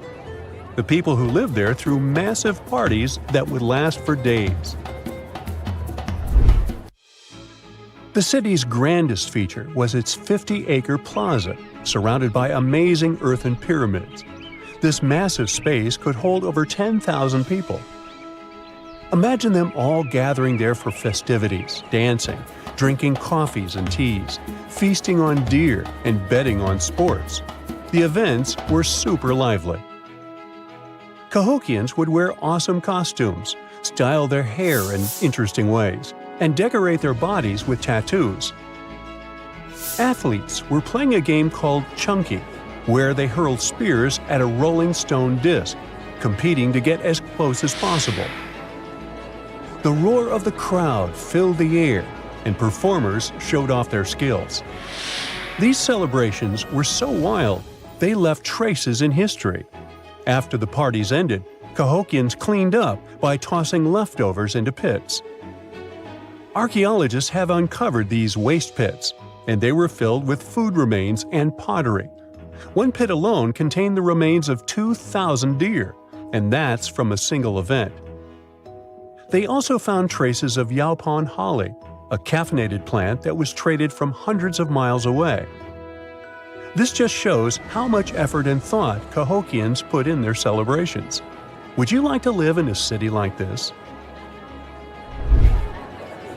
But aside from all the fun and games, Cahokia was also deeply complex and spiritual.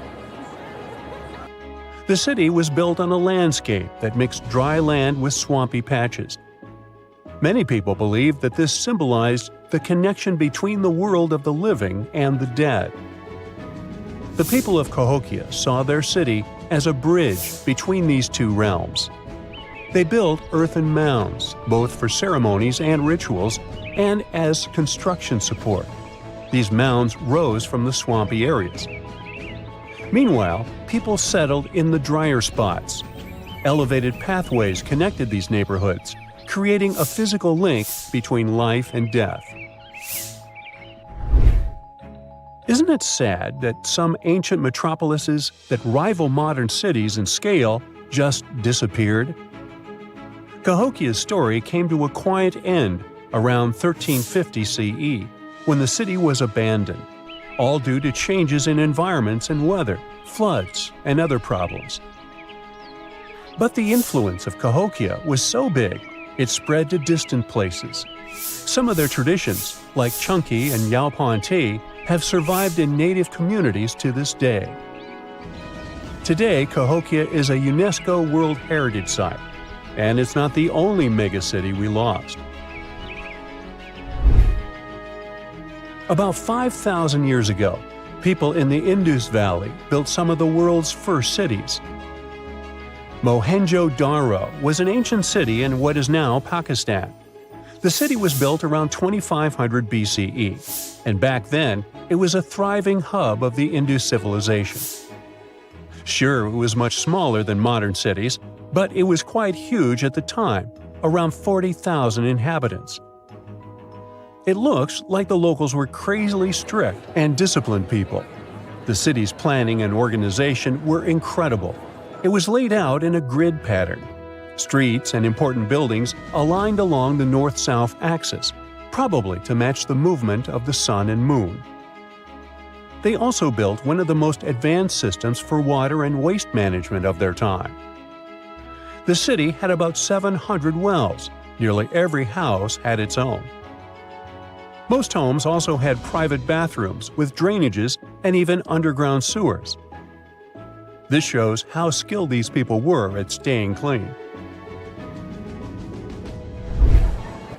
And with all this discipline, it looks like there were no kings, queens, or even a central government. They could still have some authority, like local elites or elected officials, just not a classic strict monarchy or religion. Instead, people there cared about simplicity and order. They basically managed themselves, having standardized ways of doing things, from the way tools and potteries were made to how they traded. Which is why, unlike many other cities, Mohenjo-Daro didn't have grand palaces, temples, or monuments. Instead, they had public areas known as citadels. People gathered at citadels for rituals, meetings, and storage of grain. And it seems like this way of life worked perfectly. Scientists found some seals and weights, which means the economy was well regulated. Archaeologists found some intricate artifacts like ivory, lapis lazuli, carnelian beads, and gold jewelry. Another famous find is the small bronze statue known as the Dancing Girl, which was discovered in 1926. Mohenjo-Daro wasn't poor at all. And they also pulled off some awesome buildings. Staying clean was clearly way more important to them than displays of wealth or power. So they created the Great Bath, one of the most famous structures in the city. It's a large, watertight pool built with baked bricks, perched on a mound of earth, being almost a religious place, the closest thing they had to a temple. Meanwhile, the city itself was built on a series of mounds. They grew taller over the centuries as people added new houses and structures. Why did the city fail? No one really knows. There's something mysterious about the sculptures archaeologists found. Many of them seemed intentionally broken. This means the city's later inhabitants, maybe invaders or something, destroyed them for some reason. Some scientists think that the Indus River may have shifted course, disrupting agriculture and trade. But there's no evidence of a flood or any big event like this. It just seems like, over time, the entire Indus civilization just gradually faded away. By 1900 BCE, the culture had shifted and didn't leave much behind. Let me tell you now about the ancient city of Kos, which is located where the modern town of Kos now stands in Greece. Imagine arriving by sea, and the first thing that hits you is the sheer grandeur of its agora, this massive public square built with stones in different colors, laid out on terraces that rise above you. It was one of the biggest in the ancient world, and it made a great impression on anyone approaching the city. This place has a rich history, dating back to around 2300 to 2200 BCE. A long time ago, local folk gathered up from different parts of the island to form a new city in the northeast. People have lived there since the Bronze Age, and over time, it became a super important center of culture and trade. And no wonder, since it's right near a natural harbor. The harbor was sheltered by two breakwaters, and people built some of the most important religious sites there, including the sanctuaries of Aphrodite and Hercules. Kos wasn't just beautiful, though. It had some brilliant design. The whole city was laid out in a neat grid, with streets crossing each other at perfect right angles, literally looking almost like a modern city. Thanks to this, moving around was super easy, and the blocks, or insulae, were big enough to fit several large houses. Kos remained largely unchanged until the 6th century CE.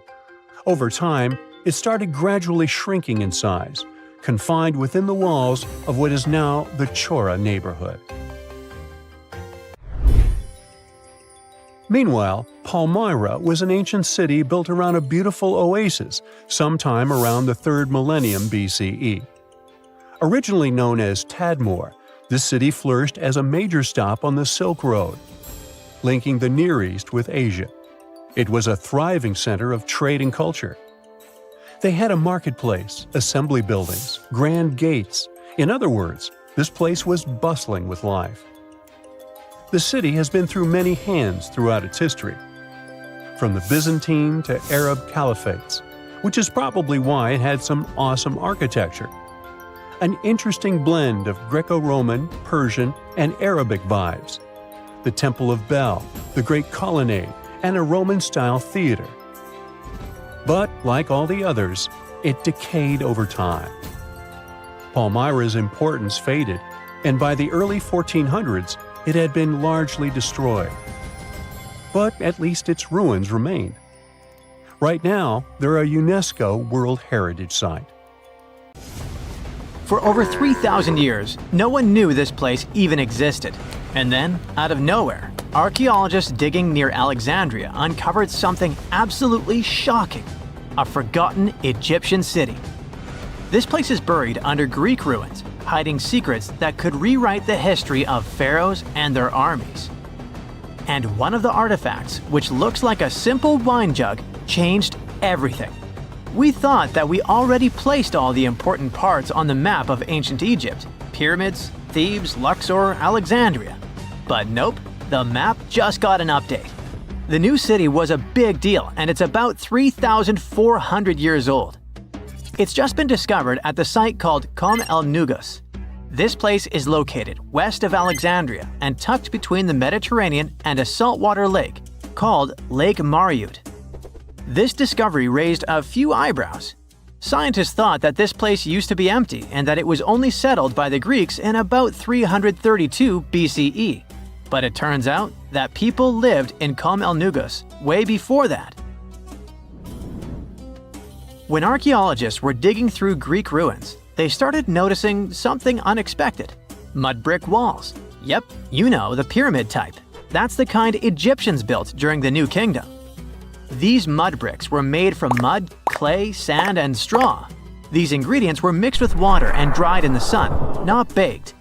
Egyptians used them for thousands of years to build houses, temples, palaces, and yes, the pyramids. Of course, other civilizations did use mud brick too, but Egyptian mud brick is kinda quirky. They used straw that grew in their regions, layout styles, and mortar. That's what helped the experts realize that Egyptians used to hang out in Kom el Nugus. That alone raised eyebrows, and then they found more. An entire street layout, buried structures, and even a temple built by Ramses the Great himself. His name speaks for itself. This guy was one of the most famous pharaohs in all of Egyptian history. He ruled ancient Egypt for 60 years, fought huge battles, and just loved building tons of stuff like that temple. People loved him so much that later pharaohs literally pretended to be him or wrote his name on their buildings. That's when archaeologists realized that they weren't looking at some dusty mud bricks of a tiny village. That's an entire buried city. They immediately started digging more. Turns out the whole place wasn't random. It was built with great care. The streets had drains to stop rainwater from damaging the soft mud brick walls. There were also small tomb chapels with writings about soldiers. This suggests this place might have been the military base, and that changes a lot. In ancient Egypt, when the military showed up, there must have been a reason. So what was it? Protection? Conquest? Control of something important? In the case of this city, it was probably about wine, water, and trade on the edge of the desert. What's even crazier is that we still don't know just how big it was. The team has only uncovered part of it so far. There could be fortifications, warehouses, administrative buildings, or even more religious or royal structures waiting underground. We also don't know what this town was called in ancient times. That name is still buried. But it might be uncovered someday, maybe inside a wall, maybe on a scroll, maybe on another broken jug. One of those already turned out to be a mind-blower. A chunk of a ceramic jar, called an amphora, had a royal seal pressed into it. and that seal bore the name Meritaton.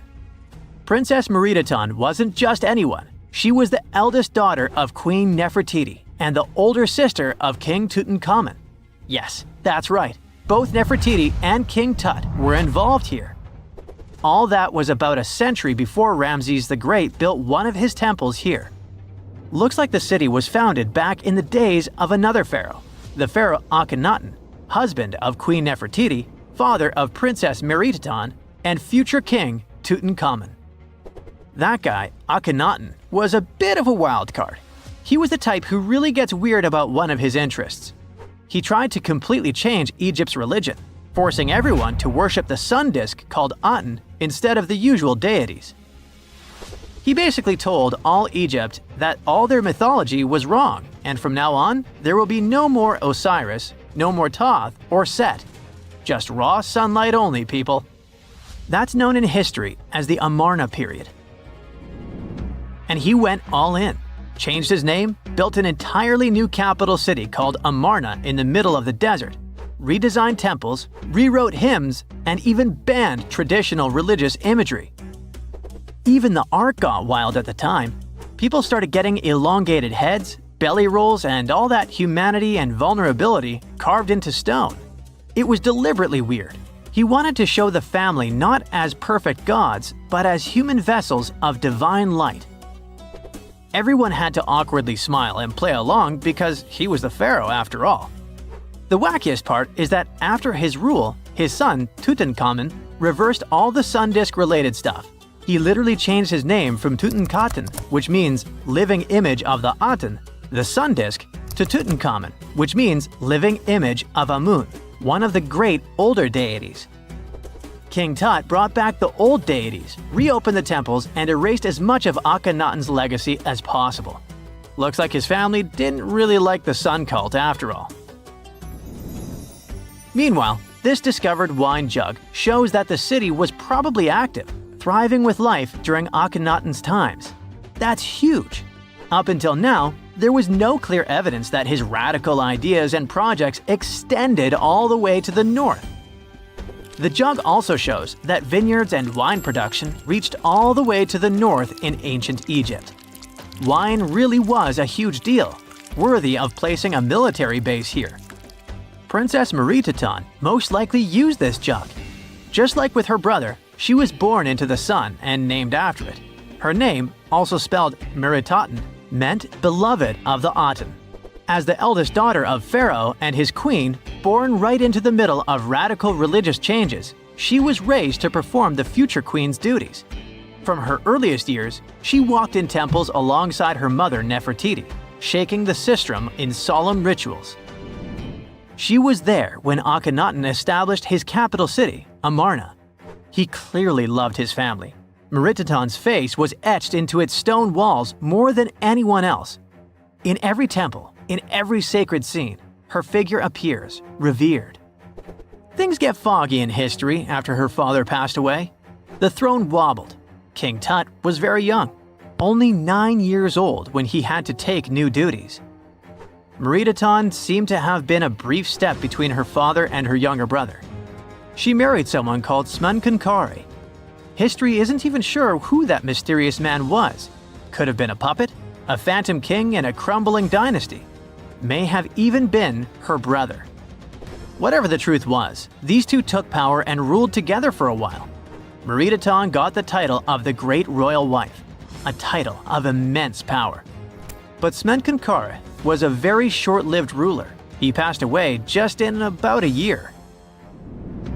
There are some speculations among historians that Meritaton was the actual ruler, the informal female pharaoh, because her brother was too young. Some theories say that she raised Tutankhamun and became a sort of queen regent, mentoring the child who would be used to restore the old order.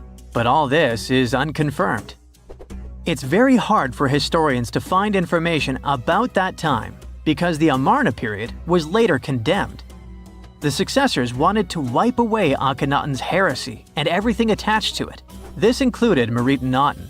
So even if she ruled, even if she mothered Tut, they tried to bury her in the sands of history. In any case, Perhaps this new uncovered city will tell us more about the mysteries of the Amarna period, one of the most chaotic periods of ancient Egypt.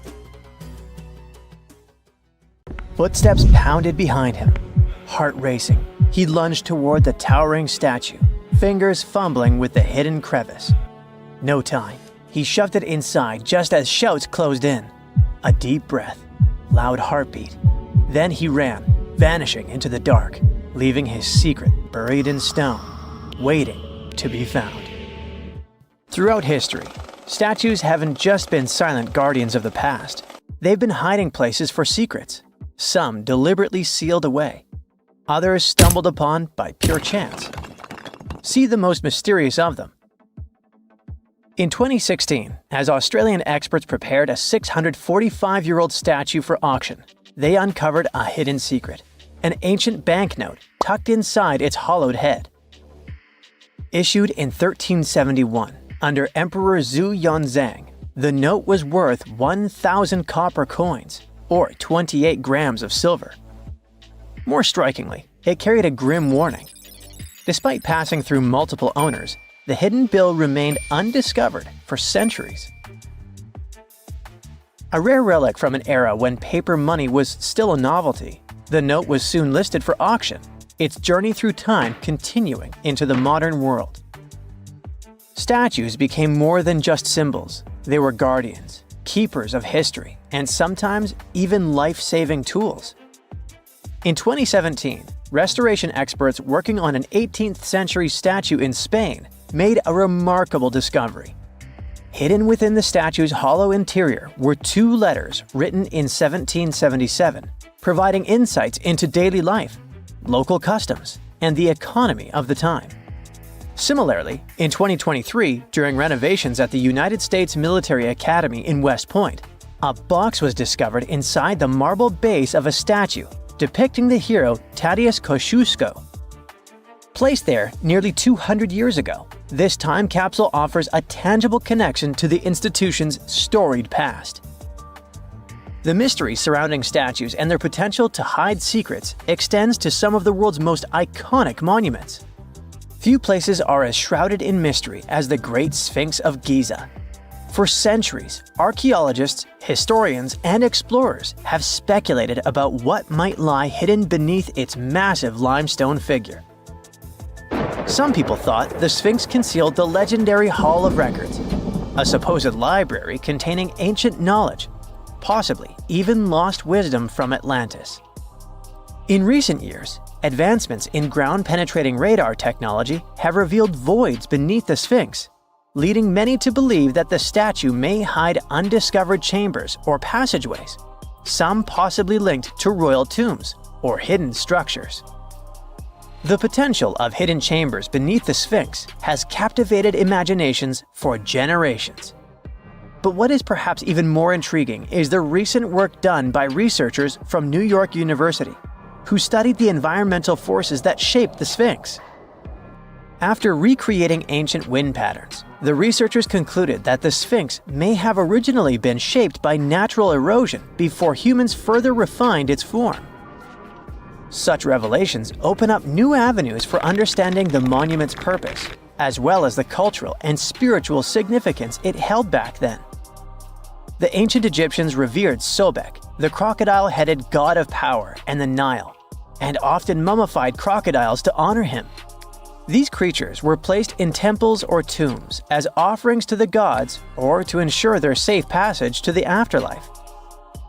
Recently, a group of researchers dove into an interesting study about a crocodile that received the mummification treatment from Egyptian embalmers. They used a CT scanner to uncover all sorts of fascinating details about how this crocodile met its maker and what happened to its body afterward. For the ancient Egyptians, animals weren't just pets, they were major players in their rituals, acting as a bridge between humans and the deities. Hawks, for example, were associated with Horus, the sun deity, since their flight brought them closer to the sun. Cats were linked to Bastet, the fierce and protective mother deity. Crocodiles were among the favorite animals for mummification. These reptiles were seen as symbols of Sobek, the lord of the Nile, whose presence announced the annual flooding that brought much-needed water and fertile soil for farming. In the past, studying such artifacts could mean damaging the mummy. But thanks to modern imaging techniques, the researchers were able to examine the crocodile while keeping it intact. X-rays and CT scans revealed that the crocodile's digestive system was packed with small stones called gastroliths, which crocs often ingest to aid digestion and maintain buoyancy. Amid those stones, they even found a metal fish hook and a fish. This suggests that large mummified crocodiles were likely caught in the wild using hooks baited with fish. This almost aligns with what ancient Greek historians wrote about life in Egypt. Almost because the Greeks believed that Egyptians used pigs to lure the crocodiles. So, as you've noticed, researchers and archaeologists use cutting-edge technology and meticulous hands-on work to uncover the secrets of ancient civilizations. The process begins with surveys using ground-penetrating radar and 3D scanning to detect hidden chambers, tunnels, or anomalies beneath the surface. Once a promising site is identified, careful excavation begins. Layers of soil and debris are removed slowly, ensuring that no detail is lost. The exhibition of Rijksmuseum Museum in Amsterdam features a remarkable 15th century Tibetan gilt copper statue of Guhiya Samaja Akshobhya.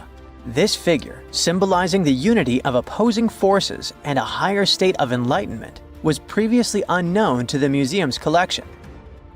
Recent examinations of this statue have revealed hidden relics and scrolls within its hollow structure, offering profound insights into the religious practices of the time. The exhibition showcases over 75 masterpieces from Asia, including the newly acquired Guhiya Samaja Akshobhya statue, highlighting the intricate craftsmanship and spiritual significance embedded within such artifacts. In the heart of Verona, a secret lay hidden for decades within the bronze statue of Juliet. Sculpted in 1969, she became a symbol of love, touched by countless visitors seeking romance and luck. But beneath her worn surface, Juliet was silently guarding something extraordinary. Over time, tiny cracks formed from years of affectionate caresses. Through them, lovers slipped letters, whispered confessions, desperate pleas, and eternal promises.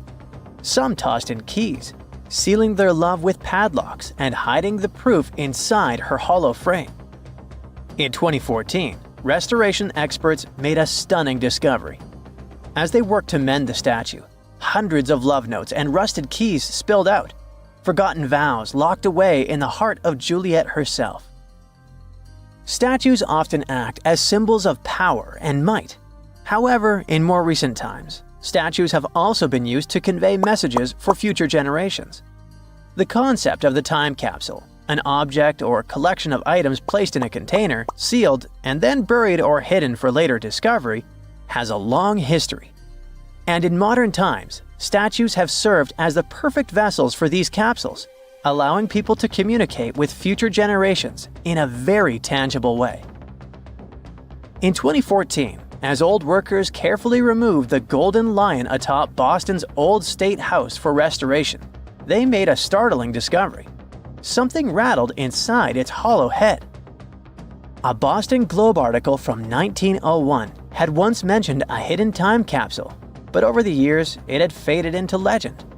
Then, a sculptor's descendant unearthed a long-forgotten letter confirming the truth. Inside the lion's head lay newspapers, photographs, autographs, and letters from Boston's past. Messages sealed away for over a century. As the capsule was opened, it felt like history itself was holding its breath. The officials planned to continue the tradition, adding modern artifacts before sealing the lion's secret once more, until the 22nd century unveils it again. We don't know if they carry on with it, though. Advancements in imaging technology have allowed researchers to uncover hidden details within famous sculptures without damaging them. In 2014, restoration experts in Mexico made a shocking discovery while examining a 300-year-old wooden statue. Real human teeth were hidden beneath its serene face. The revelation came not by sight, but by technology. When preservationists took an X-ray of the statue, expecting to find structural details, they instead saw a perfect set of teeth embedded in the mouth, unlike other historic statues from the region, which sometimes contained real hair people donated to the statues. This discovery was completely unexpected. Deep inside an icy cave in Romania, scientists drilled out a 5,000-year-old layer of ice. Inside, a cold-loving bacterium was sleeping. It came back to life and shrugged off some of our strongest antibiotics. So if ice can preserve something like that, are we in danger as the planet warms and more old ice starts melting? Ice is like a library that files winters. Every new snowfall or drip of water that freezes adds a fresh layer. Scientists can slice through those layers to see what was blowing in the wind at the time. They find trapped dust, old pollen, or even stray microbes. The polar ice sheets are the biggest library of this kind on Earth, with books that stretch back over 800,000 years. But you do not have to travel to the Antarctic to find ancient ice. The planet has plenty of hidden underground freezers. One of the largest is the Scara Shoara ice cave in Romania. Tucked deep inside a limestone mountain, this cavern holds over 3.5 million cubic feet of solid ice. Getting down there is an adventure. Researchers descend a steep metal staircase about 160 feet into the cave. Standing on the frozen floor, they use hollow drills to carve out giant tubes of ice. Once, they pulled out a single core roughly 83 feet long, or about the height of an 8-story building. That ice dated back 13,000 years, long before human civilization. But the real surprise was the bacterium they found trapped inside. Bacteria are single tiny cells, basically microscopic bags of chemical reactions. They multiply by copying their DNA and splitting in half. This is a process called binary fission. If conditions are right, they can double their numbers in 20 minutes flat. Most bacteria that can infect us like it warm. Around 98.6 degrees Fahrenheit is their comfort zone, but the one from the Romanian cave belongs to a different kind. The name is foreboding, Psychrobacter. But don't worry, that only means it prefers cold temperatures. It does best in cold, fridge-like temperatures.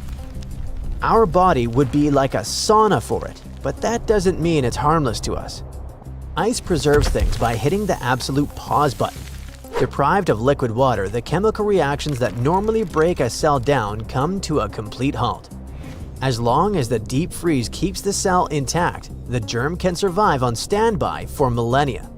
But give it some warmth and fresh nutrients in the lab and it wakes right back up. Scientists tested this strain against 28 antibiotics. It resisted 10 of them. The other 18 still worked, at least to some degree. But 10 failures out of 28 are enough to make scientists pay attention. Then they looked at its DNA. Inside, they found over 100 genes linked to antibiotic resistance, along with almost 600 genes we don't fully understand yet. There's also an important detail. Because this bacterium isn't common, scientists had to compare its behavior with that of similar species. So the resistance is real, but we cannot directly translate it into this is what would happen in a hospital. In lab experiments, the tiny germ showed it could actively interfere with other microbes. Researchers identified 11 specific genes in its DNA that are linked to producing compounds that may suppress or inhibit bacteria, fungi, and possibly even viruses. In simple terms, it's like a small soldier wearing armor. That's antibiotic resistance, but it also carries a few spray cans in its backpack that can damage other microbes. That's not unusual in nature.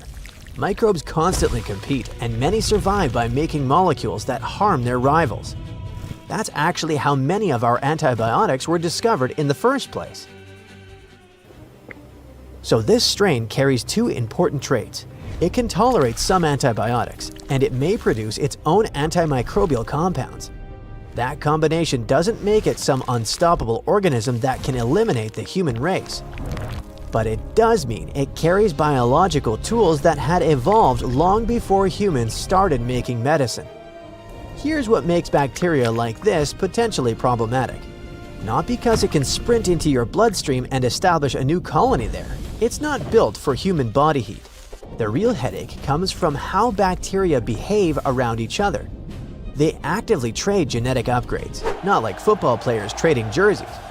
More like coaches exchanging playbooks and learning new tactics.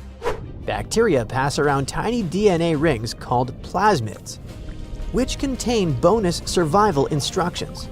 Other times, germs simply pick up loose genetic code from their surroundings, like finding a dropped wallet. The bottom line? We don't want these antibiotic genes to somehow end up inside a modern bacterium that thrives in humans. Creating a supergerm takes a wildly unlucky chain of events. The ancient germ has to meet a modern one to hand over its DNA. Then the new host has to actually assimilate it. Most of the time, that process fails, but the planet getting warmer could change how often these accidental meetups happen. More mixing means more chances for those upgrades. And we don't have to guess how thaw can cause trouble, because we've already seen a real-world example. In 2016, a heat wave hit the Yamal Peninsula in Siberia, with reports of temperatures around 95 degrees Fahrenheit, which is basically beach weather for a place that's supposed to stay frozen. Soon after, an anthrax outbreak showed up in local reindeer, and there were human infections too. Anthrax is a disease caused by a bacterium called Bacillus anthracis. This bacterium has a survival trick. When conditions get tough, it can turn into a spore. It enters sleep mode and stays like that for decades. The heat helped thaw and disturbed ground that had kept those spores sealed off. And once grazing animals ran into them, the whole cycle started up again. But bacteria aren't the only microbes that cold can preserve. Viruses can make it through too. Scientists have actually pulled ancient giant viruses out of Siberian permafrost. They earned that name for a very literal reason. Normal viruses are so incredibly tiny that you need a highly advanced electron microscope just to see a blurry outline. Giant viruses are huge in comparison. They are physically larger than some bacteria. You could easily spot them using a basic high school microscope, and after 30,000 years inside a cube of ice, researchers successfully revived them. The viruses immediately invaded living cells and started making copies of themselves. To play it safe, the team used simple amoebas as test dummies instead of human cells. But if this can be done with a virus so old, could there be other viruses in permafrost? Maybe something that targets animals or even humans? The short answer is precisely that. Maybe. But hold on, there's no need for a bunker just yet. Viruses are biological specialists. They're extremely picky eaters. To infect a cell, a virus has to latch on to the outside like a key fitting into a lock. A virus designed to infect a woolly mammoth or a prehistoric amoeba probably has the wrong key for a human cell. Our biology is just different enough that the door stays locked. That said, we aren't totally in the clear. Scientists have found genetic traces of things we do know, like the 1918 Spanish flu and even smallpox, preserved in permafrost and frozen remains. But finding broken pieces of genetic code is very different from finding a fully functional virus that can boot up and start an infection. Most of the time, age and background radiation turn these things into harmless leftovers. The realistic threat is not an apocalyptic zombie plague. It's an ecosystem disruption. If massive amounts of ancient microbes flood the ocean, they might mess up the bottom of the food chain, knock out a specific plankton, and starving fish create a ripple effect that hits bigger animals. Melting ice is a slow-motion issue that plays out over centuries. Science and medicine are wide awake and watching. Humanity already has plenty of daily troubles, so prehistoric germs belong near the bottom of your worry list. Not many civilizations are as mysterious as ancient Egypt, a powerful empire that lasted over 3,000 years. It gave us pyramids that still stand and myths that still inspire. It's one of the most explored places on Earth, yet somehow, we still find exciting stuff. In Abydos, archaeologists just uncovered a 3,600-year-old royal tomb. It's huge! It has golden hieroglyphs of deities covering the entrance, but the pharaoh's name? It's not there. It's missing. Who was this ruler, and what new chapter could this open in Egypt's story? If there's one place in Egypt where the line between life and demise feels thinner, it's Abydos. To the ancient Egyptians, this was sacred ground. They believed it was the burial place of Osiris, the god who literally passed away, had his remains separated, and came back to life to rule the underworld. Because of that, Abydos became Egypt's spiritual gathering place. Pharaohs built amazing temples here, like the Temple of Seti, famous for its King's List, a wall that has the names of 76 pharaohs carved in it. Pilgrims came from across Egypt, leaving offerings and participating in Osiris festivals, where his demise and rebirth were ritually reenacted. It wasn't just symbolic worship, it was Egypt's version of Comic-Con. But instead of cosplaying superheroes, people reenacted gods coming back to life. Obviously, pharaohs competed to be buried as close to Osiris as possible. Abydos became part cemetery, part holy city, part afterlife insurance policy. Fast forward thousands of years, and we still uncover remarkable stuff around Abydos. That's the case with the recently discovered tomb. In early 2025, a joint team of researchers from the US and Egypt decided to dig beneath a rocky rise ominously called Anubis Mountain. You remember Anubis, the jackal-headed deity who guarded cemeteries. The uncovered royal burial was hidden 23 feet below the surface. Sadly, even though it eluded archaeologists for so long, robbers had already taken away with treasures ages ago. They could definitely tell this was a tomb of someone super important. Similar to how you can walk around a mansion with no furniture but still deduce that someone rich must have lived there. The chamber had mud brick vaults rising over 16 feet. That's taller than a female giraffe standing upright. For something built 36 centuries ago, it still felt enormous. However, when you remember that Egyptians were masters of architecture, nothing seems surprising. So no treasures, no golden mask, and sadly, no name. The cartouche that should have spelled the king's identity was unreadable. Egyptian tombs usually bragged about who was inside. In ancient Egypt, a cartouche was basically a big oval name tag for kings wrapped in hieroglyphs. Think of them as VIP passes that worked in both this life and the next. Without it, your soul couldn't check into the afterlife hotel. That's because to the Egyptians, your name, your ren, wasn't just so your teacher could distinguish you from kids with the same haircut. It was a core part of who you were. As long as your ren survived, so did you. To have your name forgotten was considered a fate worse than passing away. A soul cannot journey without a name. That's why you'd see cartouches all over the place, on temples, obelisks, jewelry, statues, and tomb walls. It wasn't there just for the marketing. It kept the pharaoh's presence front and center everywhere you looked. Imagine building a massive tomb only for 3,600 years later to walk in and go, who is this guy again? Not cool at all. That's why it's fair to imagine our nameless pharaoh haunting the robbers for all eternity. So yeah, cartouche was considered very significant. One of the most famous and mind-blowing examples comes from the tomb of Thutmose III. His burial chamber and sarcophagus were literally shaped like a cartouche. In other words, the entire room was a living architectural symbol of his name. Thankfully, in the recently discovered tomb, not everything was erased. Painted in golden hues at the entrance were two familiar guardians, deities Isis and Nephthys. Isis was the magician who stitched Osiris back together and breathed life into him. Nephthys, her sister, was the eternal mourner and protector of the mummy. Together, they promised that whoever rested here would not face the afterlife alone, and it's one additional proof of the importance of the mysterious pharaoh. So, who could this be? To answer that, we need to go down history lane. This tomb dates back to Egypt's messy chapter called the Second Intermediate Period. Instead of one ruler in charge, the country had many rival kingdoms, each with its own little power base, like a real-life Egyptian version of Game of Thrones. And right in the middle of that chaos was Abydos. For a while, it was home to its own line of kings, the so-called Abydos dynasty. Those weren't the pyramid builders everyone knows, and that's why they're so mysterious. They left behind almost nothing.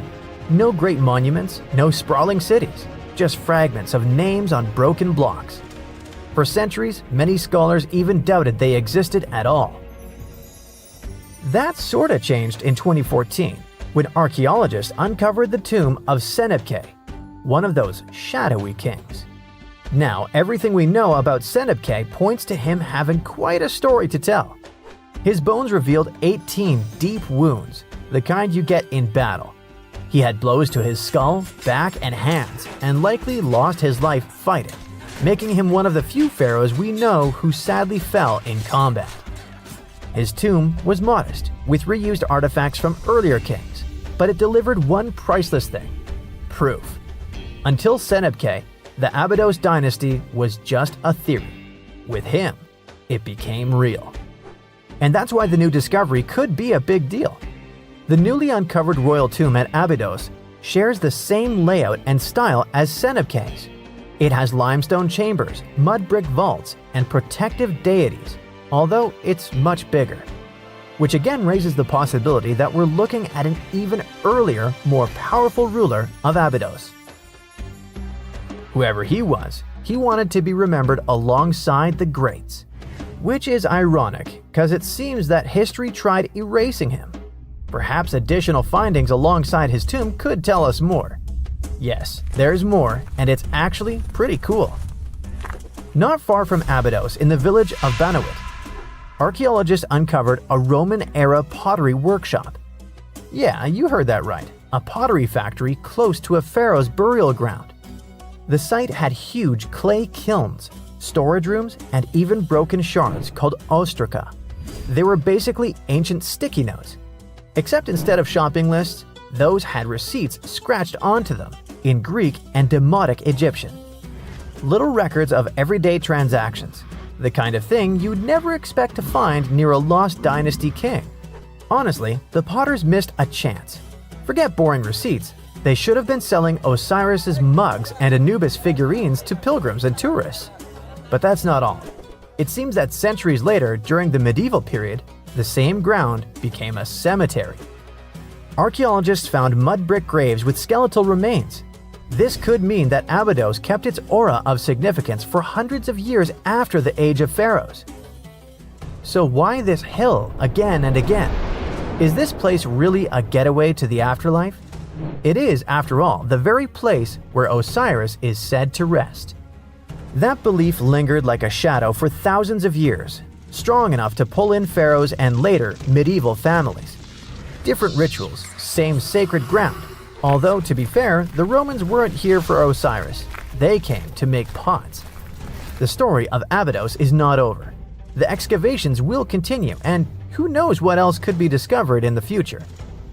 Today, archaeologists are armed with tools that are basically X-ray glasses for the desert.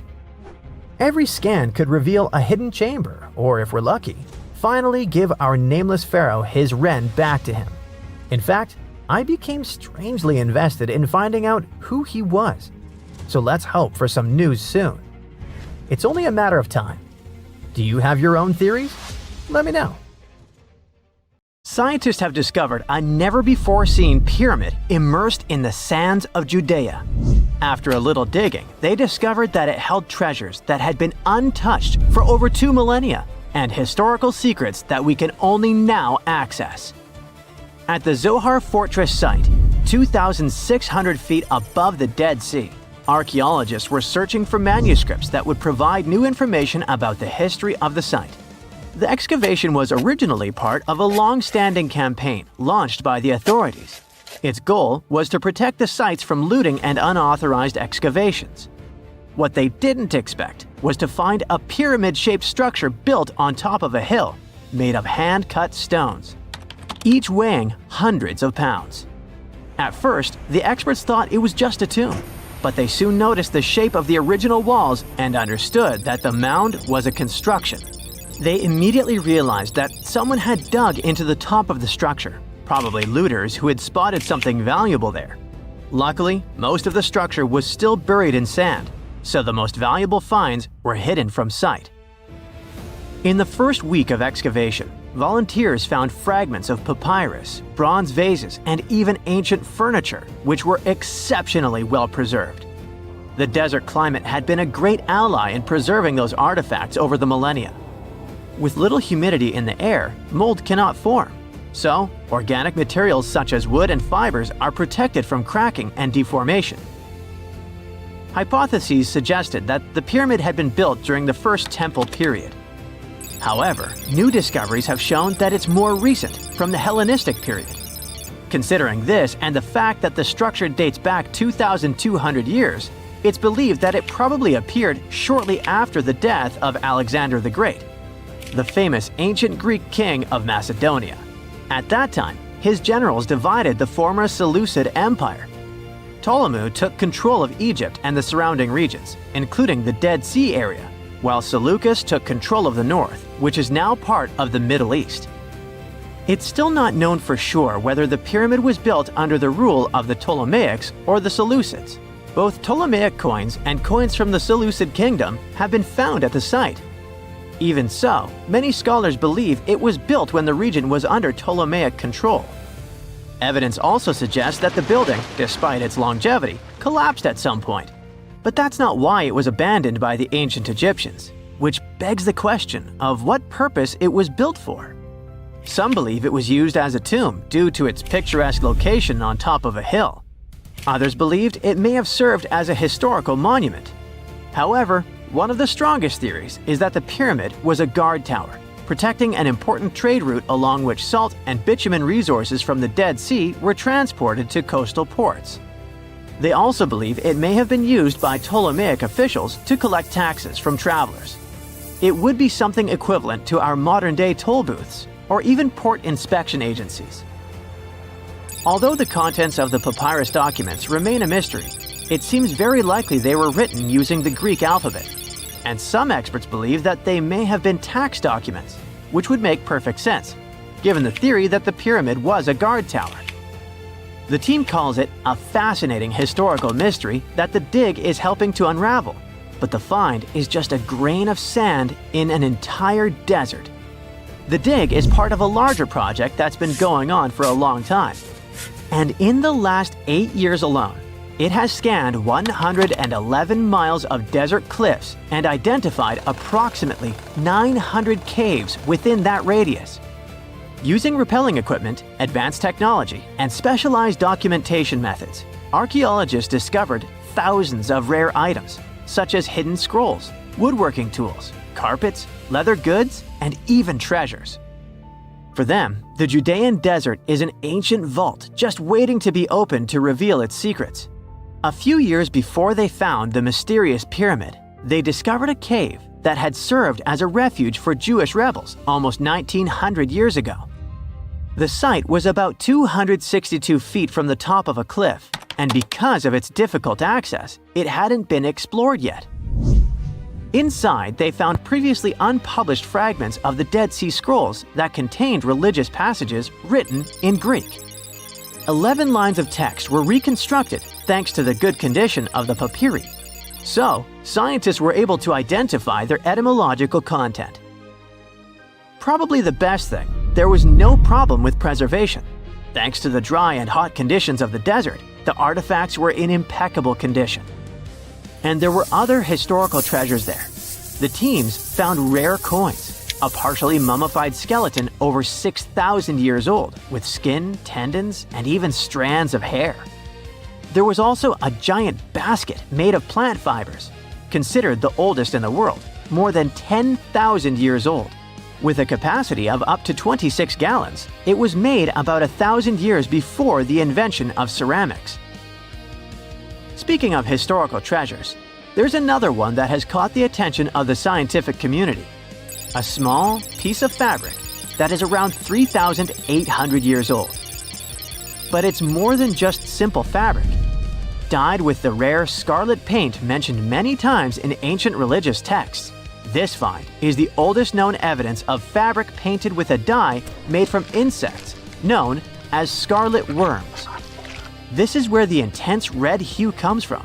It was a highly valued color, like royal blue and purple, because those insects lived in oak trees and could only be harvested for a short period during the year. So, those dyes were reserved for sacred fabrics, such as priests' clothes, marking status and religious importance. And although this discovery had great significance for archaeology, its size was actually tiny, measuring less than 1 inch. The fragment was discovered in 2016 during excavations in the so-called Cave of Skulls, but it's not known exactly how this fabric got there. According to experts, it's evidence that people knew how to dye wool fibers already 3,800 years ago or so. It also provides us with proof that the ancient textile industry already used animals at about the same time people began to create written sources. Fabrics painted using this type of dye were recorded in more recent periods. But what makes this piece really special is the fact that it is much older than any other. Another important discovery was made in 1980, when scientists found a seed that was over 1,000 years old, which turned into a mysterious tree named Sheba. They spent 14 years cultivating this plant, which is now about 10 feet tall, only to discover later that it could belong to an extinct lineage of trees that had grown in the region.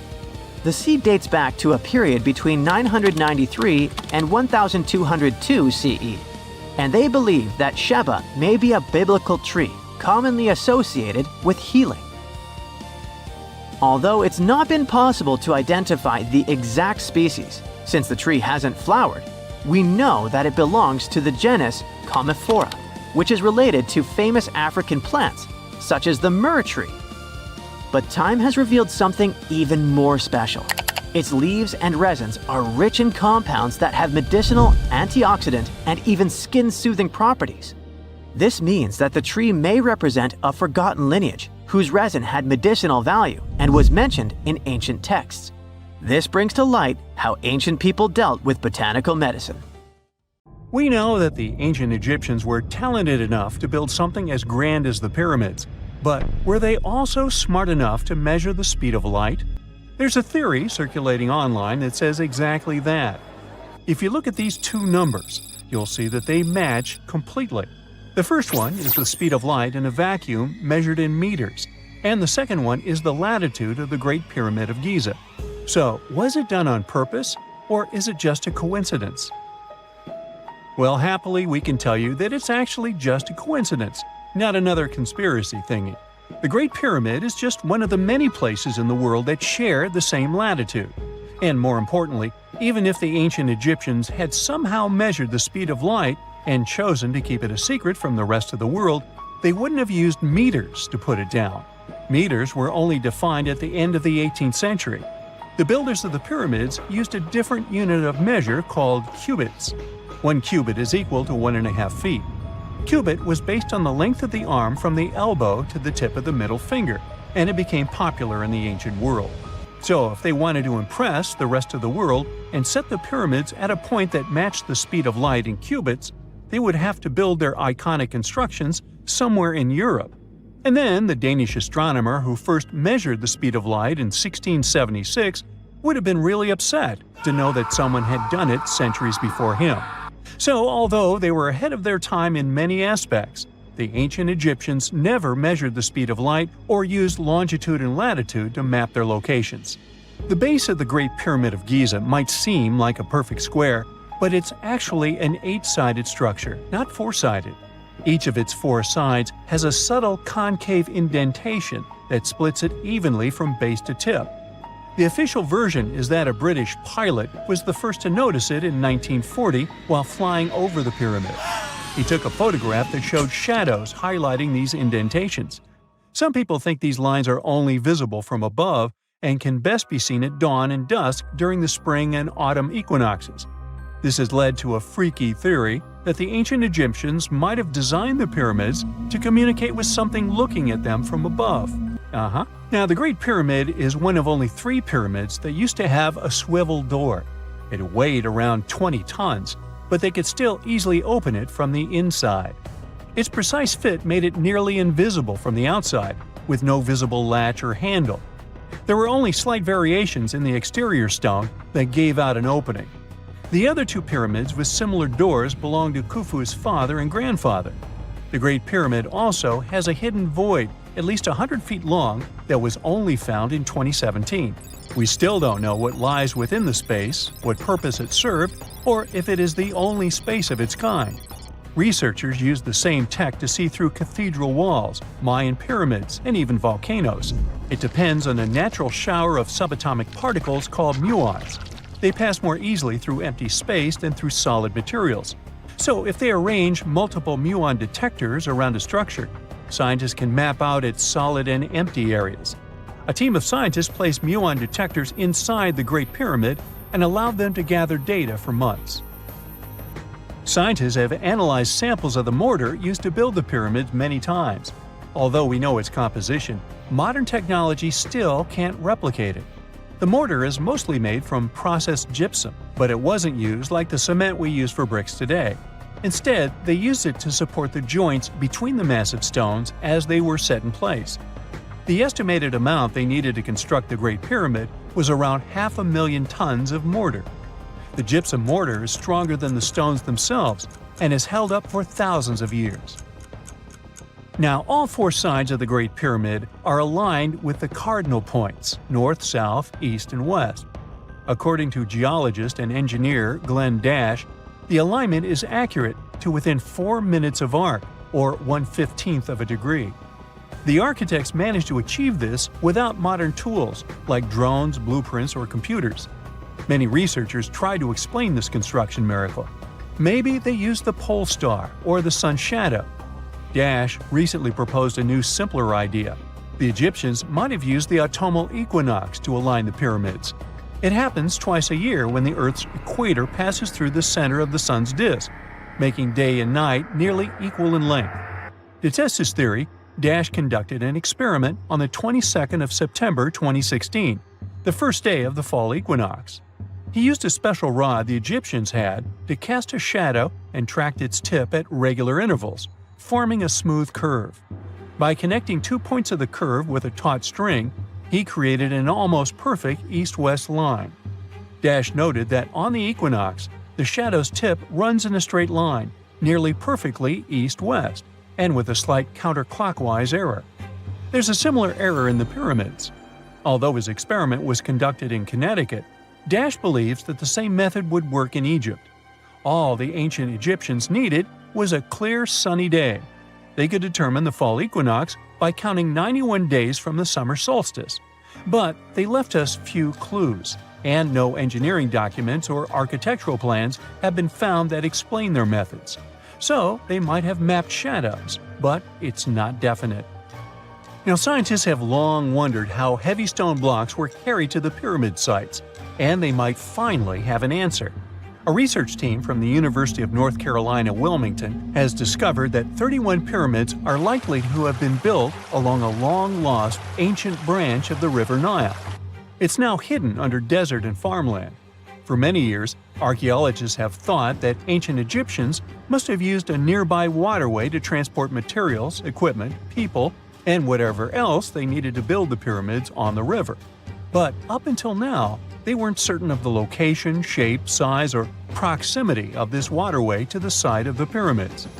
The group of researchers used radar satellite imagery, historical maps, geophysical surveys, and sediment coring to map the river branch. They believe it was buried by a major drought and sandstorms thousands of years ago. The team managed to go below the sand surface and get images of some hidden features thanks to radar technology.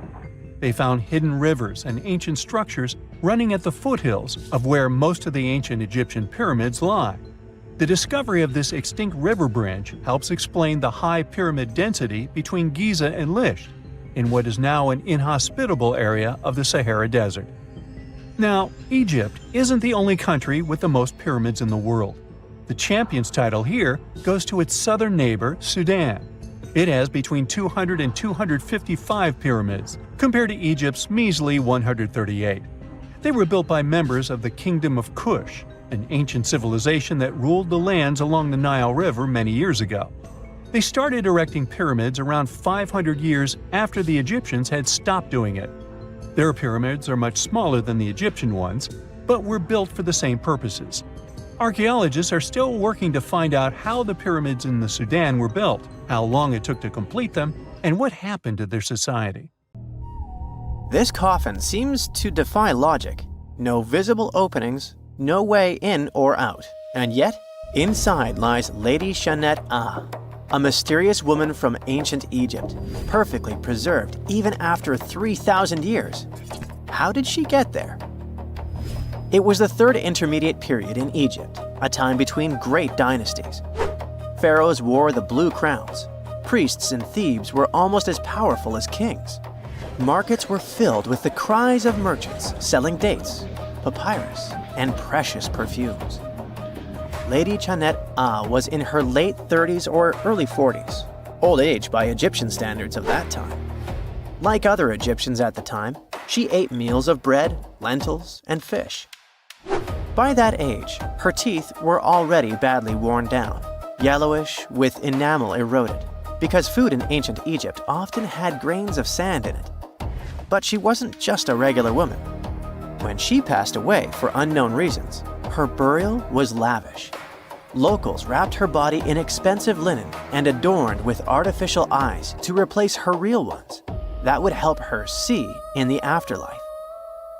And that's exactly how we found her 3,000 years later, in a beautifully decorated sarcophagus. It was made of cartonnage, which is kind of like papier-mâché, made by layering linen and papyrus with adhesive. These coffins were wildly strong, lasting for thousands of years, all thanks to Egypt's super dry climate. But most importantly, Egyptians only used it for the elite. So she was someone very important to the locals, though we might never know why. But there was only one huge problem with her mummy. How did they even put her in the coffin? No matter how much researchers looked, there were simply no entry points. The only visible gap was a tiny slit near her feet. But that's not nearly large enough to place her entire body inside. This mystery puzzled them for decades, until they finally learned the truth only recently. They study those mummies at the Field Museum in Chicago using new technology, CT scans. It's basically like taking thousands of X-rays and piecing them together to create detailed 3D images. That's how we can learn more about the bodies without disturbing them. And it turns out the ancient Egyptians were unbelievably clever.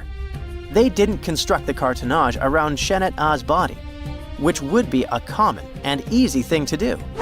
Instead, embalmers created the coffin first. Then, they softened this coffin with moisture to make it flexible. After that, they carefully molded it around her wrapped body.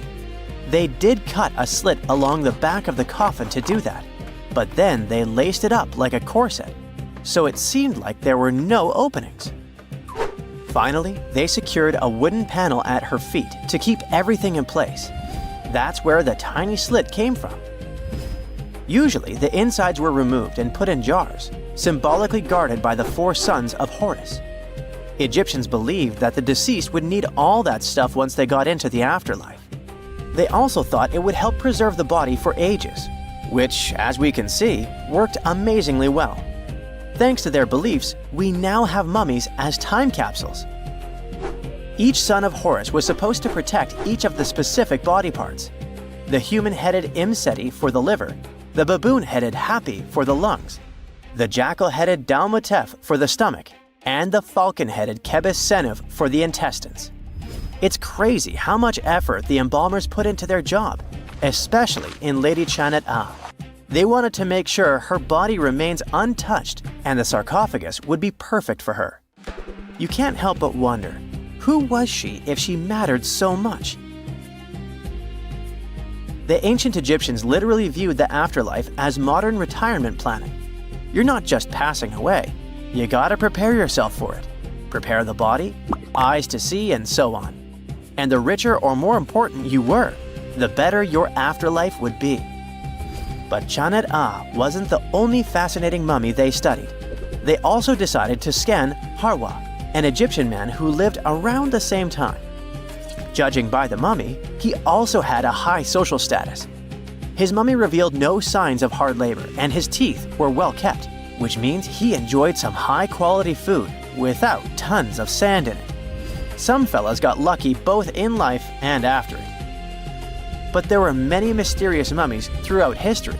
One of them is Qin Tsun, also known as Lady Dai. The story of her began in 1968. Some workers near Changsha, China, were digging an air raid shelter for a hospital. But suddenly, they accidentally uncovered an ancient burial site. They came down there and stumbled upon something incredible. 3 tombs belonging to a noblewoman, her husband, and a young man believed to be their son. She was a noblewoman from ancient China, and she had a fascinating backstory. She lived over 2,000 years ago during the Western Han Dynasty. She was married to Li Kang, a guy who served as chancellor to the Changsha Kingdom, a high-ranking official. At first, it looks like Lady Dai lived a life of luxury and privilege. She had private musicians to play at her parties, and for her personal enjoyment. She probably played the guqin, an instrument that back in the day people associated with intellect and elegance. And she certainly ate like an empress. Fine meats, delicacies, and all things like that.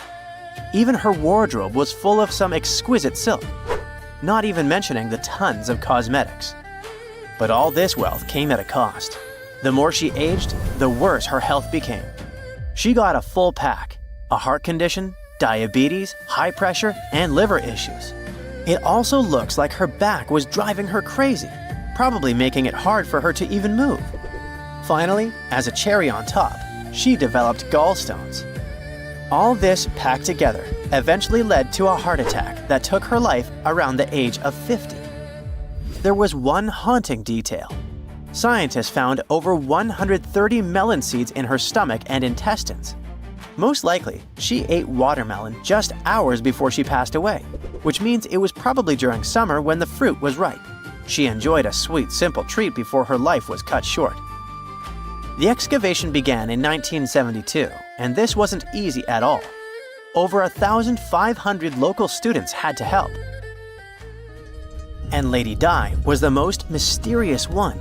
She was buried in 4 rectangular pine boxes, one inside the other like a Matryoshka doll, all wrapped in 20 layers of silk, and all that sealed with lots of charcoal and white clay.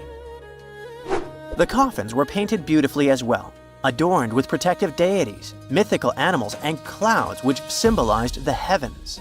There were drawings of divine creatures and Mount Kunlun. The myth said that on this mountain, people reach eternal happiness. All this told us a lot about the Han Dynasty, their beliefs about afterlife, art, daily lives, and their remarkable craftsmanship. And then researchers finally got to the body. It was astonishing. Soft skin, joints that could still bend, and in general, she was almost intact. She even kept her hair, eyelashes, fingerprints, and even traces of blood. It's like she literally passed away only a few weeks ago. Ancient people used a very clever technique to preserve her. It looks like embalmers put her into some weird, mysterious acidic liquid. This liquid prevented bacteria from growing. Unfortunately, it also gave rashes to all the scientists that touched Lady Dai. And this rash lasted for 3 months. And you know what they buried together with her? Over 1,400 artifacts, mostly personal stuff like silk clothes, cosmetics, and musical instruments. Even food, grains, meats, wine, and pastries. There were also 162 carved wooden figurines of various servants and musicians. It's possible that they were either just there to service her even in the afterlife, or maybe based on her actual servants. Egyptologists have been digging around every inch of the Great Pyramid for ages. Yet somehow, they overlooked this stunning pink granite bathtub buried a few miles next to it. And here's the deal. This mysterious oval tube lying next to the Khufu pyramid for years may provide evidence that the Egyptians built the pyramids not only for monumental purposes, but also to generate electricity, experimenting with it long before Alessandro Volta and Thomas Edison. The Giza Plateau is famous for its 3 pyramids, Khufu, Khafre, and Menkaure. But there are also 2 smaller foundations next to them, the unfinished North Pyramid of Zayet El Aryan and the Layer Pyramid. Some researchers say these buildings were never finished, while others think they were destroyed for more mysterious reasons. One of these reasons might have to do with the original usage of the Giza pyramids, the idea that they were used as an electricity generator. To connect these dots, we need to go back to the beginning of the 20th century. That's when an Italian architect and Egyptologist named Alessandro Barsanti decided to examine the Zayet El Aryan pyramid. Near the site, he noticed something unusual: scattered granite fragments. To a casual passerby, these might have seemed insignificant, but Barsanti recognized the signs. You see, ancient Egyptians often used sites to prepare stones before transporting them to their final destinations. The fact that there was granite on the ground intrigued him. Granite was a more expensive material than the limestone typically used for pyramids, which suggested that it might have been intended for an important and possibly hidden structure. At a depth of 68 feet, they encountered a huge pink granite block. He kept going with the excavations, and they revealed ancient inscriptions carved into the stones. They sent the drawing to experts, but no one could decipher what they meant. Were they instruction sets to something? That's when Barsanti made his biggest discovery. He found an oval-shaped vat carved from pink granite and polished to a mirror-like finish. The thing is, the vat had been carefully sealed. When they opened it, they found a thin black residue along the walls. I'm thinking something in the lines of a black oily substance. This discovery raised many questions for him. It didn't make sense to him that ancient Egyptians would go above and beyond to seal and protect this strange vat. By 1911, Barsanti had to abandon his effort to figure out what was the deal with that mysterious pit. But his findings intrigued researchers all over the world, and they've got their own opinions about it. One of these modern theories suggests that the other pyramids could have been used as a part of a bigger whole. It suggests that the Khufu pyramid was actually used as a water pump designed to irrigate the desert area. Apparently, the pyramid's internal chambers would function as a hydraulic system. In the 1990s, an engineer took this theory seriously and studied the pyramid's subterranean chamber. Surprisingly, he found actual signs of water damage. Apparently, the pyramid generated powerful compression waves, aka pulses, that could create electricity. This raised an important question. Could the ancient Egyptians have used the pyramids as a generator in order to produce electricity? On paper, that was proven to be possible. But hey, agreeing on the original use of the pyramids is probably one of the most difficult things in the world. So, we're still not 100% sure about this. Apart from that, Egypt is a playground for important discoveries regarding humanity's past. I mean, scientists have just discovered what looks like a cosmic command center, similar to that room from the Doctor Strange movies. They discovered an L-shaped astronomical observatory, measuring around 9,000 square feet, dating back to the 6th century BCE. Definitely the first and largest of its kind from that era. The mud brick structure housed tools used for calculating dates related to ancient Egyptian rites, royal coronations, and agricultural plans. This observatory is located in the archaeological site known as the Temple of Futo, just 50 miles east of Alexandria. It's pretty impressive. The structure was designed so that you'd get inside the room through an east-facing entrance. This way, you'd get to see the sunrise.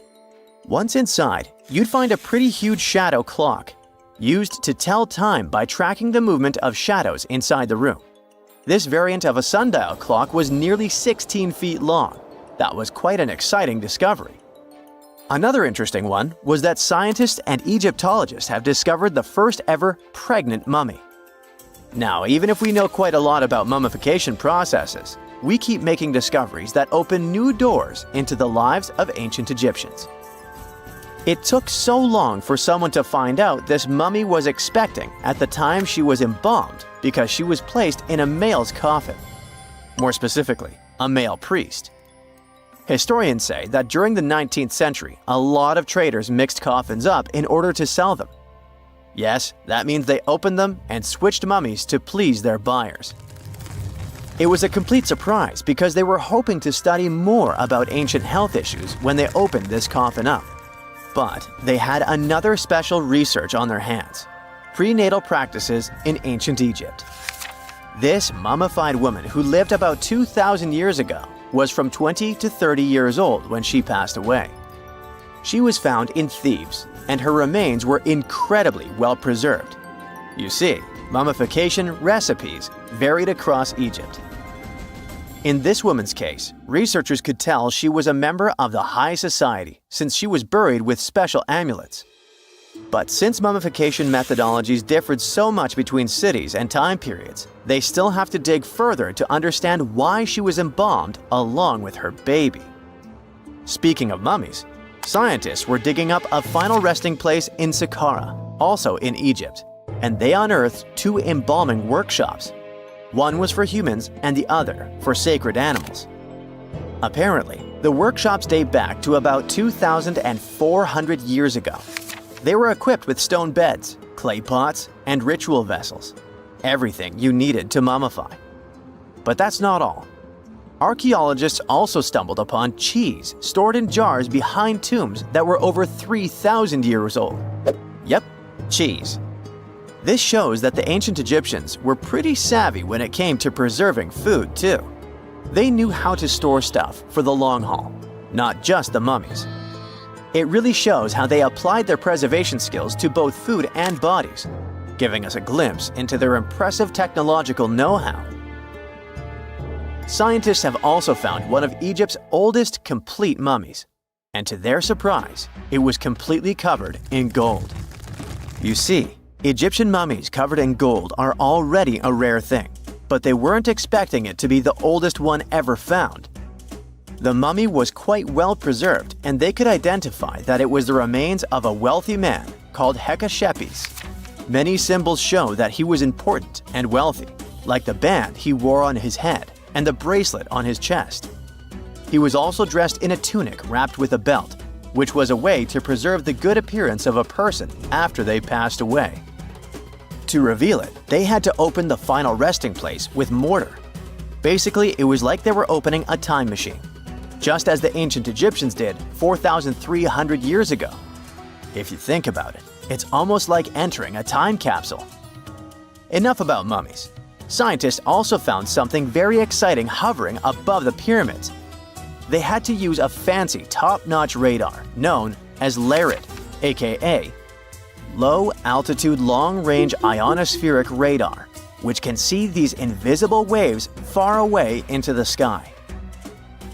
LARID helped them discover giant plasma bubbles floating in the air above the pyramids.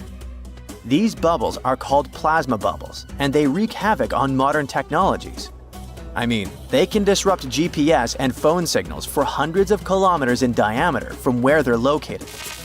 These bubbles are massive, sometimes as big as cities, and they're caused by the sudden depletion of charged particles in the ionosphere. So, instead of spreading out evenly throughout the ionosphere, they stick together in this wave-like form. This was a pretty important discovery because it can help scientists understand how to prevent these waves from messing with our technology. Imagine working 7 days a week on a large-scale construction site.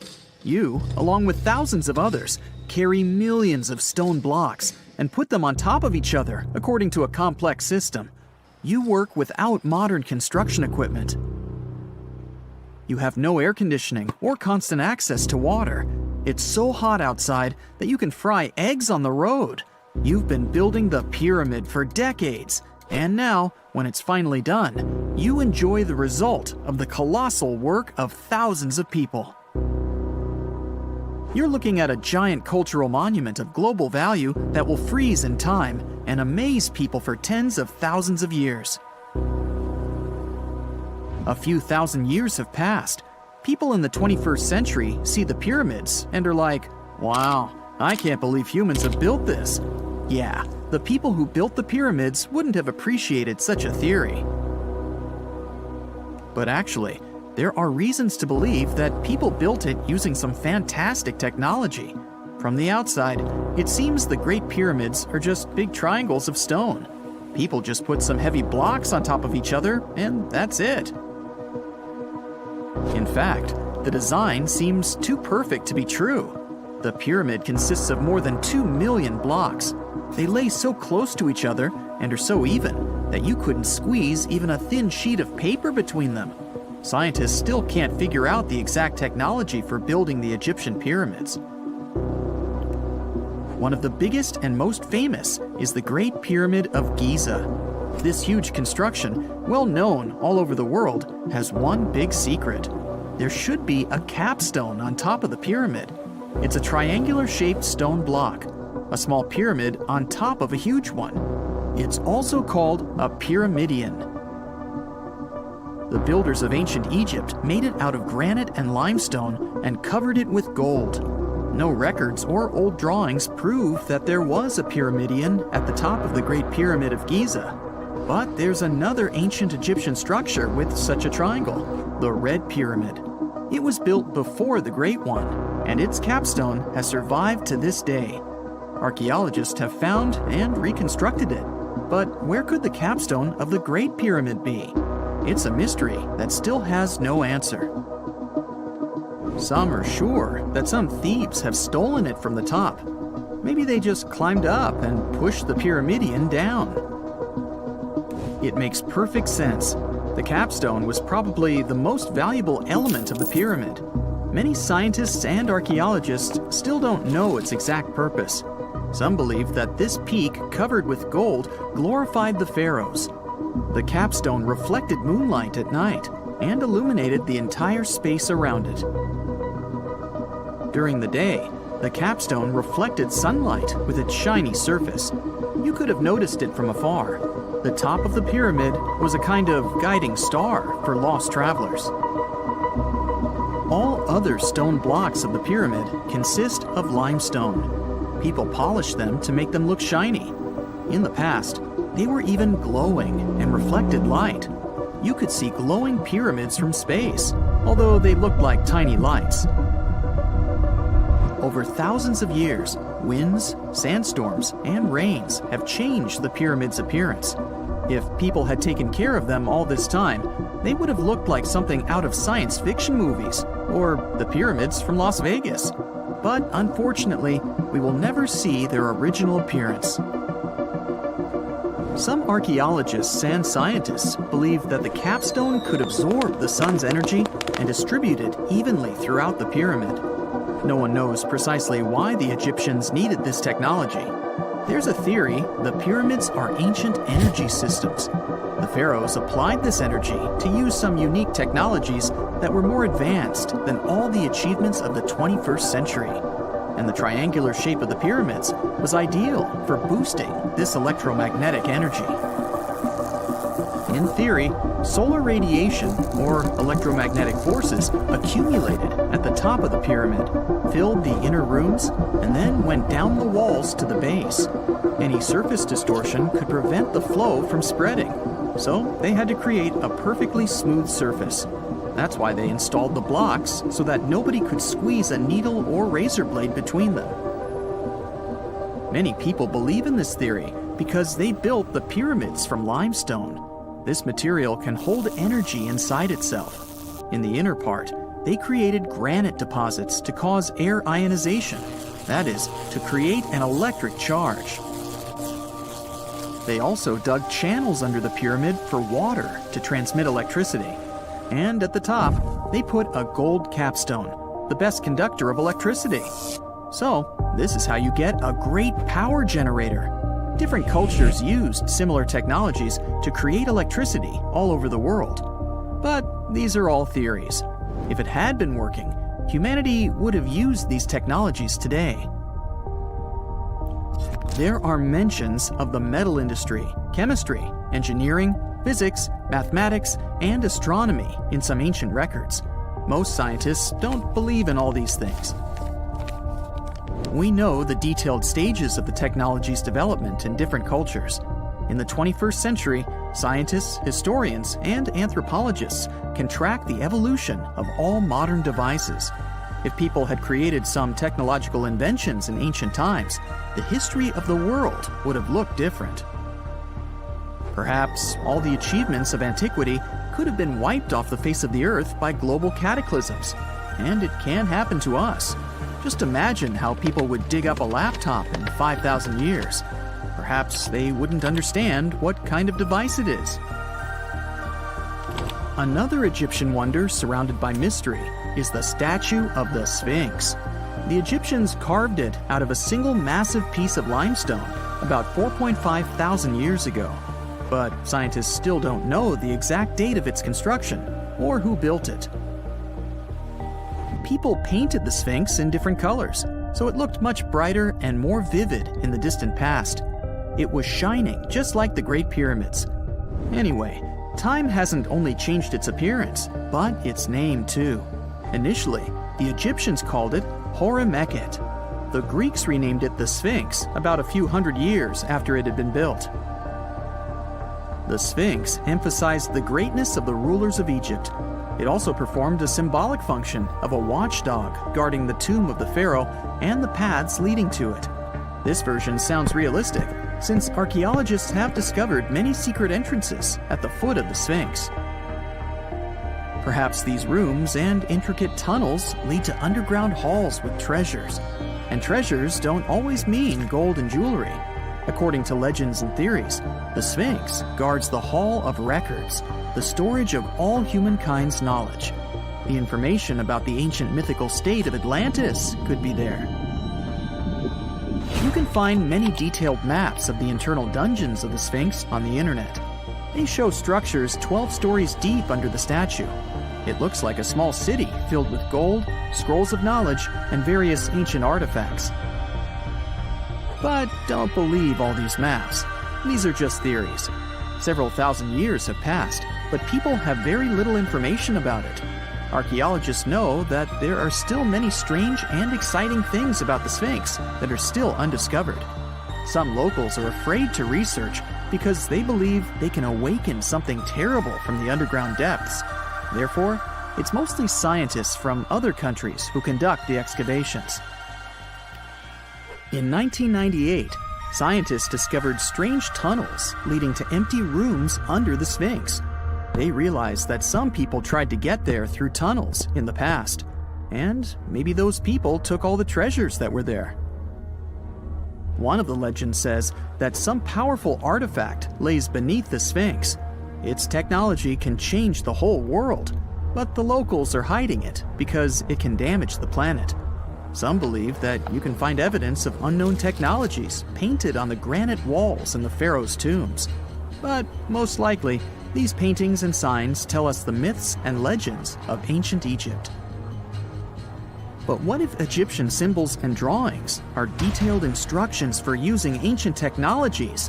What if the locals that lived at that time thought, people in the future won't be able to get energy themselves. Let's leave some detailed instructions for them. Anyway, there are many riddles and theories. In reality, the search for answers is a dangerous undertaking, since it's not easy to get into the underground halls. Excavations can ruin the structure of the entire Sphinx. Any person inside the tunnels may get lost and never be able to find their way back. Besides, it costs a lot of money. Now, what would be awesome is if people could invent some device that could scan underground areas and show their detailed models. There are mysterious plasma bubbles floating around the pyramids of Giza. As bizarre as that might sound, let's get one thing clear right off the bat. There's nothing extraterrestrial going on here. Plasma bubbles are those weather anomalies that form in a layer of Earth's atmosphere called the ionosphere. This is an invisible layer surrounding our planet that stretches roughly from 50 to 400 miles above Earth's surface, right at the edge of space. In this layer, The sun, being the giant hot power that it is, basically cooks gases, splitting them into electrically charged particles called plasma. Here's where it gets interesting. At night, especially near the equator, these charged particles get disturbed, and when a bunch of them suddenly vanish at the same time, it forms what we call a plasma bubble. Imagine it like a big empty pocket where the plasma is missing or its quantity is lowered. But it's only considered a plasma bubble if this phenomenon occurs on a large scale, typically around 62 miles in size. If you're already packing your suitcase for Egypt and have put binoculars to look at the tips of the pyramids, I'm sorry to say that we can't see these plasma bubbles with the unaided eye. It's all happening way above our heads, completely invisible to us. Scientists need to use special equipment, like the Latitude Long-Range Ionosphere Radar, or LARID, to detect these bubbles. This advanced technology helps researchers track and observe the movement and formation of plasma bubbles in real time. This formation, by the way, can be triggered by solar storms. That brings us to November 2023, when an impressive solar storm occurred. On a scale from 1 to 5, this one was classified as a G3, which is considered a strong event. Solar storms occur when sunspots are basically cooler, darker areas on the sun's surface, release bursts of energy into space. These flares triggered several geomagnetic storms on Earth. While this might sound like doomsday stuff, it didn't disrupt our daily lives too much. In fact, it was great news for skywatchers, since the solar storm created stunning auroras, with the northern lights visible as far south as Greece and Turkey. But this particular storm in 2023 also had another interesting consequence. It caused the largest plasma bubble ever recorded by the Chinese radar.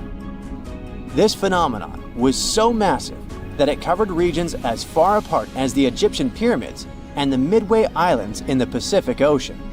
Now that's a huge distance, and it is a big deal for science. And that's because plasma bubbles are a growing threat to modern technology.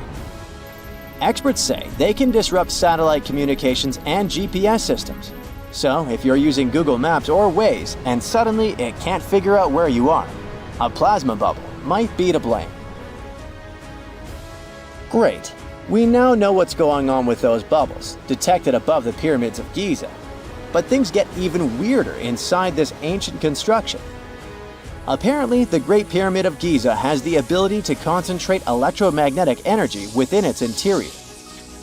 A couple of years ago, a group of researchers decided to see what would happen if they took this ancient architecture and hit it with radio waves. I mean, waves that are similar to the kind your phone uses, but on a much larger scale, up to 1,900 feet long. But since they couldn't just start blasting radio waves at the actual pyramid, they did the next best thing: computer modeling. Using these simulations, the researchers discovered something incredible. The Great Pyramid can actually concentrate electromagnetic energy within its internal chambers, as well as underneath its base, where an unfinished chamber is located. By concentrate, I mean something like trap it. For example, when you shout into a cave, you hear your voice echo back, right? The sound waves don't just disappear, they bounce around and get focused. Similarly, when radio waves hit the pyramid, they don't just pass through or around it. Instead, they get absorbed, bounce around, and focus inside and underneath the pyramid.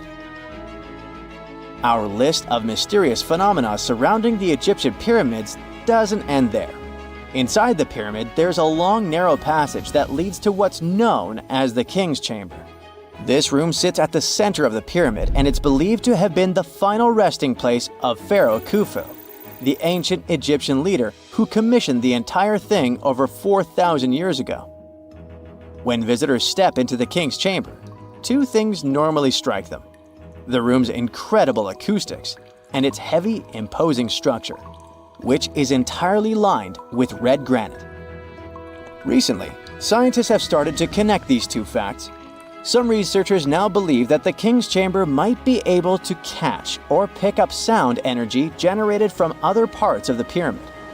In other words, this room might have been designed to amplify sound in a way that no other chamber in the pyramid can.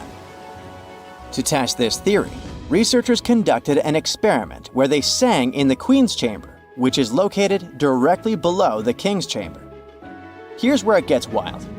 The music couldn't be heard in the lower underground rooms of the pyramid, but it sounded loud and clear in the King's Chamber. One possible explanation for this is the type of stone used in the King's Chamber: pink granite. Granite is known for its piezoelectric properties, meaning it can absorb energy from its surroundings, like sound vibrations, and convert it into electrical energy. This suggests that the chamber's unique acoustics might be due to more than just the shape of the room. It could be that the granite itself plays a role in amplifying and concentrating sound waves. According to scientists, these discoveries open up a whole new field of research into the pyramid's potential. Could the ancient pyramids have somehow harnessed the energy created by sound waves, or even Earth's natural vibrations? It might sound far-fetched, but considering the granite's piezoelectric properties are well documented in modern science, it's not entirely impossible. Who knows? Maybe we've only just scratched the surface of what the pyramids were truly capable of. Speaking of just scratching the surface, there's even more to think about, like how the pyramids ended up in such a perfect location. It seems the builders lined up the Great Pyramid with the cardinal points, meaning its sides are almost perfectly aligned with the four main directions: north, south, east, and west. There are many theories about how they did it, but one study suggests that Egyptians might have used the fall equinox to achieve this perfect alignment. During the equinox, the sun rises and sets directly in the east and west. It probably made it easier for builders to use the sun's position as a guide. By watching the sun during this time, they could make sure the pyramids were positioned just right. If we think about all these strange things about the pyramids, I mean their perfect alignment, the ability to concentrate radio waves, and the materials used in the chambers that might generate electrical energy, could the real purpose of the pyramids actually be much more complex than just being tombs? Well, Nikola Tesla thought so. It is said that the famous inventor and engineer was kind of obsessed with the Egyptian pyramids, and he wondered if they might actually be giant energy transmitters. He believed the shape and position of the pyramids could help them function as huge generators, capable of producing free, limitless energy. Some researchers agree with Tesla and believe that these massive monuments might have been designed as giant power plants. According to their theory, builders could have figured out how to move ions, those electrically charged particles in the atmosphere, by placing materials like copper, gold, and silver around the pyramids. So, it's definitely possible that the ancient Egyptians created a sustainable, renewable power source. Although this is a very interesting thought, we haven't been able to confirm this theory, and the true purpose of the pyramids remain one of humanity's biggest mysteries. Beneath the sands of Luxor, scientists found something that was perhaps never meant to be found. Over 1,000 decorated stone blocks that belonged to the ruined temple of a woman pharaoh.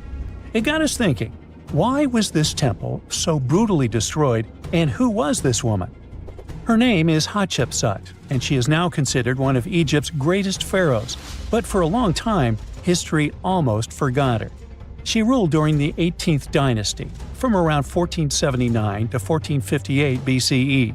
She's remembered for her ambitious building projects, successful military campaigns, and flourishing trade expeditions.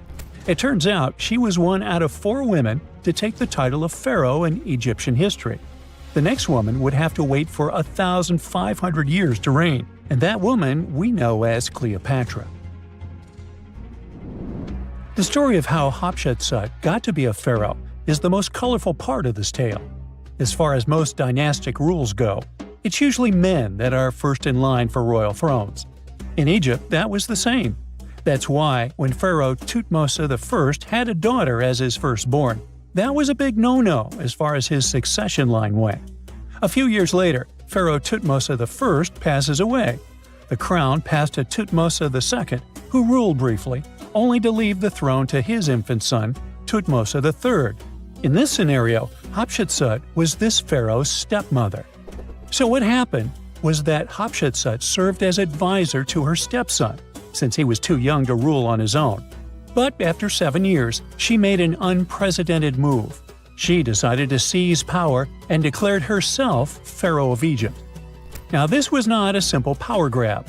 Hatshepsut understood that if she wanted to rule, she had to present herself as a legitimate king.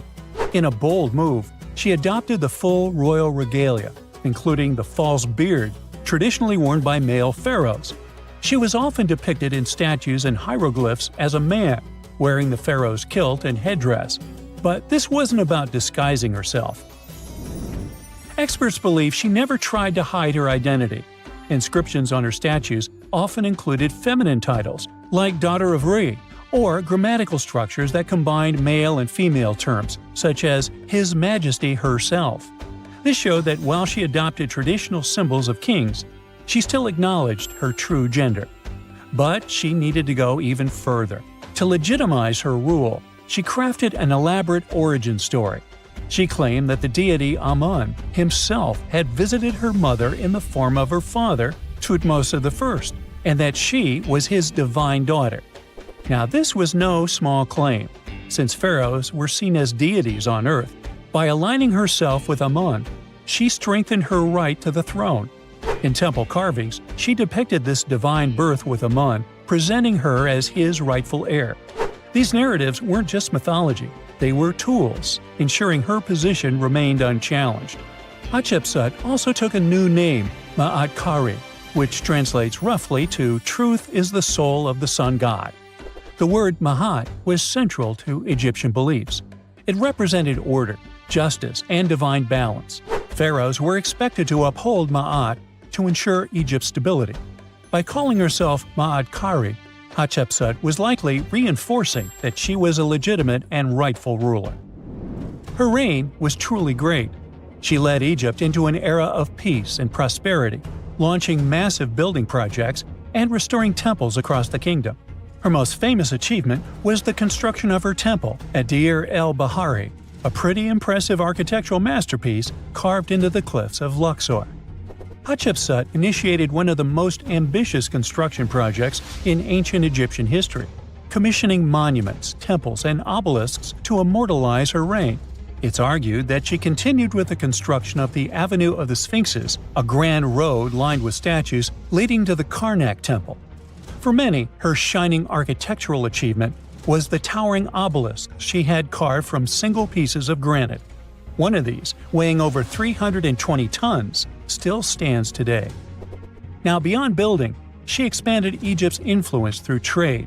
She sent an expedition to the mysterious land of Punt, believed to be modern-day Somalia or Eritrea, bringing back riches like gold, ivory, and exotic animals.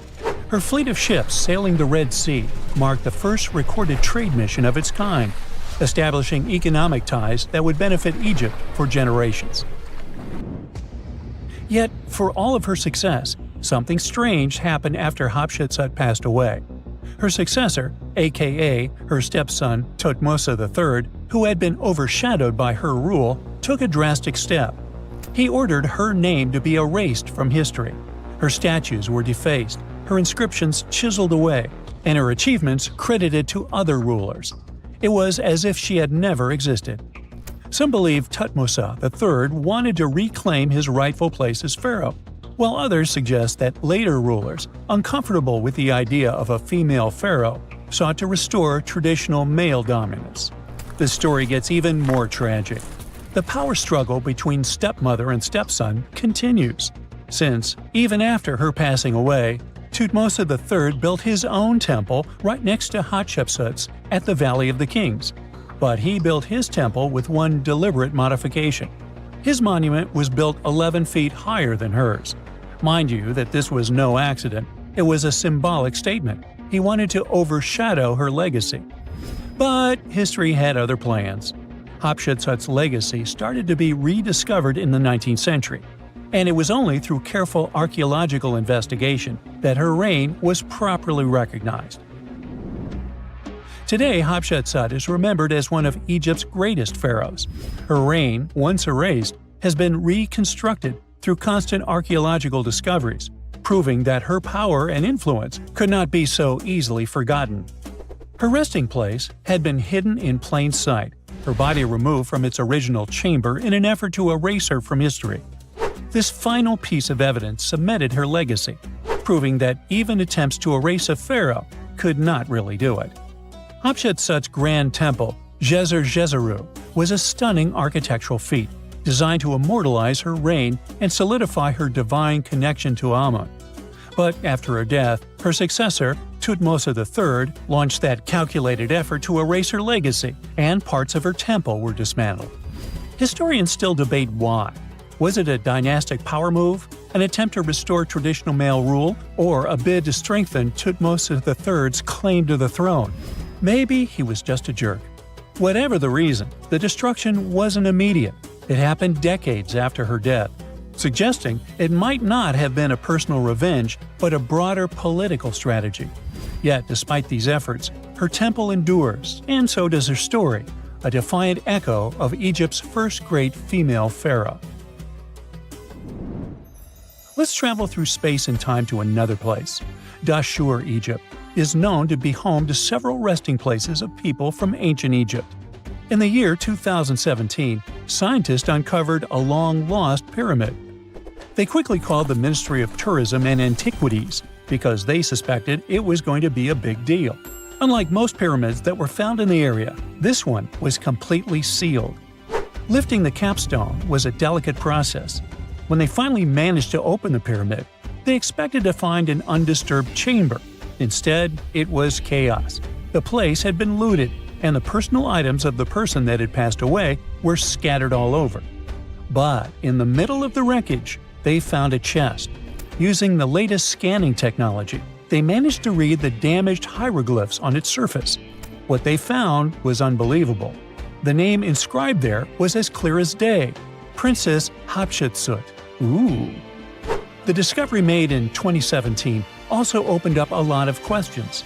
After further analysis, scientists discovered the remains belonged to another Hatshepsut. It belonged to a princess that lived during Egypt's 13th dynasty. The fact that a resting place had been looted before it was sealed made scientists wonder, were these ancient people trying to hide something about this public figure? And why is there almost no record about her in ancient Egyptian history? Ooh, stay tuned. Secant, cosine, tangent, sine, 3.14159. Yeah, that was the cheer we heard coming from the trigonometry club back in the day. For the rest of us in math class, terms such as sine, tangent, and pi were just bewildering. Who invented these and why? Was their only purpose to make it harder for students? Well, not quite. Trigonometry was invented by the ancient Egyptians. They needed this knowledge to construct pyramids, and they did a pretty good job too. The Great Pyramid in Giza still stands today, some 4,500 years after it was built. No recalls either. So let's get out of that classroom and on a journey through time to reveal the secrets behind the ancient Egyptians' precision. Here you are, standing on the Great Pyramid's construction site, some 9 miles from Cairo. Well, the city still isn't there, as you're surrounded only by the desert and teams of construction workers. They're transporting large stone blocks weighing 2.5 tons each. They're inside a wooden sled that sits on large rollers. A crew of 8 men rolls these blocks along the ground. You immediately think of the rollers on a supermarket cash register. The principle is exactly the same, but the scale is greater, much greater. Scientists estimate that the Egyptians used 2.3 million such blocks in the Great Pyramid alone. And the block in front of you is one of the lighter ones. The heaviest of them weighed up to 15 tons. But where did all these blocks come from? Most of them originated from quarries around Giza. It's not that impressive, you think? But wait until you hear how ancient engineers transported the granite used in construction over 500 miles to the pyramid. There were no railways or highways back then, but the mighty Nile was always there. Researchers even believe that the Egyptians dug a canal to connect the Nile directly to the pyramid's construction site. All they had to do then was to wait for the flood season to begin, and voila! The rising water levels floated the heavy stone blocks for them. But how did they lift the enormous stones on dry land to stack them up to the top? Did they use oversized cranes? Well, ancient Egyptians worked around this problem, literally speaking. One of the workers is now pointing to the giant ramp going around the pyramid they're building. This is how a mountain road zigzags its way to the top. If the ramp went directly to the top of the pyramid, then workers couldn't pull the stone blocks along it. It would be too steep. Scientists have calculated that 8% could be the maximum incline. So ancient Egyptians just extended the ramp around the pyramid. Again, these are all theories, as the ramp could have been inside the pyramid, as some researchers suggest. The exact building method is still a mystery, guarded by the Sphinx. That's its real name, right? Wrong. As the Great Sphinx is just the statue's alias. You know, the name writers take when they want to hide their true identity, or a singer's stage name. The Sphinx's real name, translated from Egyptian, means Horus in the horizon. That was the name for the Egyptian deity of the sky. The trail of mystery doesn't end there. As a man walks past you with a bucket of paint, he's going to add a touch of color to the Great Sphinx. Researchers found specks of this red color next to its ear. That was some strong paint, as it survived for thousands of years.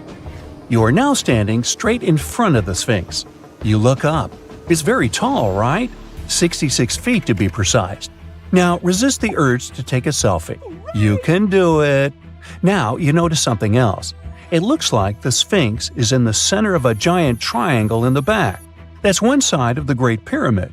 And no, your eyes are not playing tricks on you. The Sphinx really does sit in the center of the pyramid's lateral face. Here's where math comes in handy. A pyramid has 4 sides, called lateral faces. There's also a 5th face, the base, but that's not visible. It's, wait for it, face down. The Sphinx has one last mystery to reveal: its age. Scientists agree that Pharaoh Khafre built the Sphinx. He ruled after his father, who had built a great pyramid nearby. So both structures were finished around the same time. Let's talk about numbers again. You've heard of Cleopatra, the Egyptian princess described as a woman of great beauty. Hello? She saw the pyramids, but she lived closer to the time of the first iPhone than the time of the people who built the pyramids. Fascinating, right? You can see thousands of people around you. They're working hard to build the pharaoh's tomb. But how many of them are there exactly? One Greek philosopher estimated there were as many as 100,000 workers. Seems like an okay number for such an enormous structure, but it can't be true. Science simply can't back up this number. Egyptologists put the total number of workers at 30,000. And yes, Indiana Jones was one of them, at least on the big screen, but he showed up late. Egyptologists know a lot about the pyramids, but not everything. Not because they don't want to, but because they haven't yet dug up enough evidence. They can only guess how the building process went. First, engineers would arrive to choose the right spot and do the necessary measurements. That's why they needed all that complicated math. Then, it's time for sourcing the material, the large stone blocks I mentioned earlier. When boats deliver them to the site of the future pyramid, workers can finally do their thing. They operated in smaller groups, but there were at least 2,000 of them chiseling and carving away at any given time. Sounds like a typical construction site today? Well, that's because it is, just thousands of years ago. It's amazing what ancient Egyptians were able to achieve with just copper and stone tools. The pyramid is now complete in front of you. But is it the same pyramid we see today? Why is this structure shining bright in the desert sun? Isn't it supposed to be a dusty yellow color? Well, no. Human activity and the elements have completely stripped the outer layer of stones over time. Expert craftspeople polished these blocks using nothing but stone and sand. The end result was a smooth and shiny rock. On the day it was completed, the Great Pyramid of Giza was a perfect triangle of light.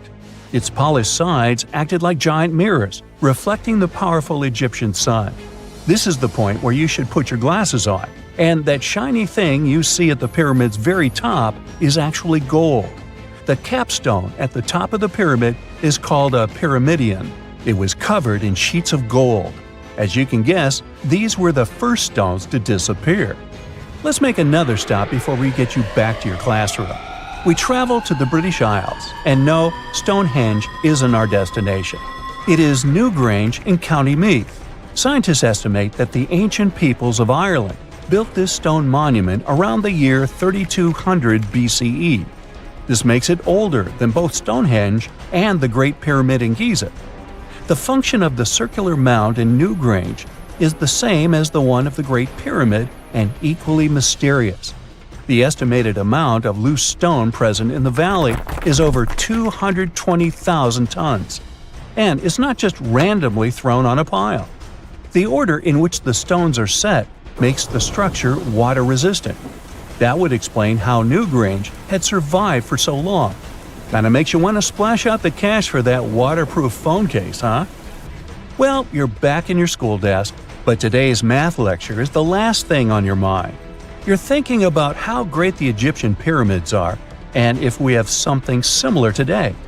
It turns out modern engineers are just as impressed with the Great Pyramid as you are. There's a glass pyramid sitting in the main courtyard of the famous Louvre Museum in Paris. The panorama of San Francisco wouldn't be complete without the 48-story Trans-America Pyramid. But Las Vegas went the furthest. There we find the Luxor Hotel. It's so big that it's the third largest pyramid on the planet. And guess what's in front of it? Yup, a replica of the Sphinx. It's 110 feet tall, 2 stories higher than the one in Giza. Yeah, everything's bigger in Vegas. What is a boat doing in the middle of a desert? You would expect to find a seagoing vessel closer to shore. This is the question archaeologists have been asking for decades. In 1988, there was a storm near one of the most important archaeological sites in ancient Egypt. A wooden structure emerged from the sand. It was hollowed out by termites. Scientists were determined to solve its mystery. In 2000, they began excavating the site near Abydos, Ubidos.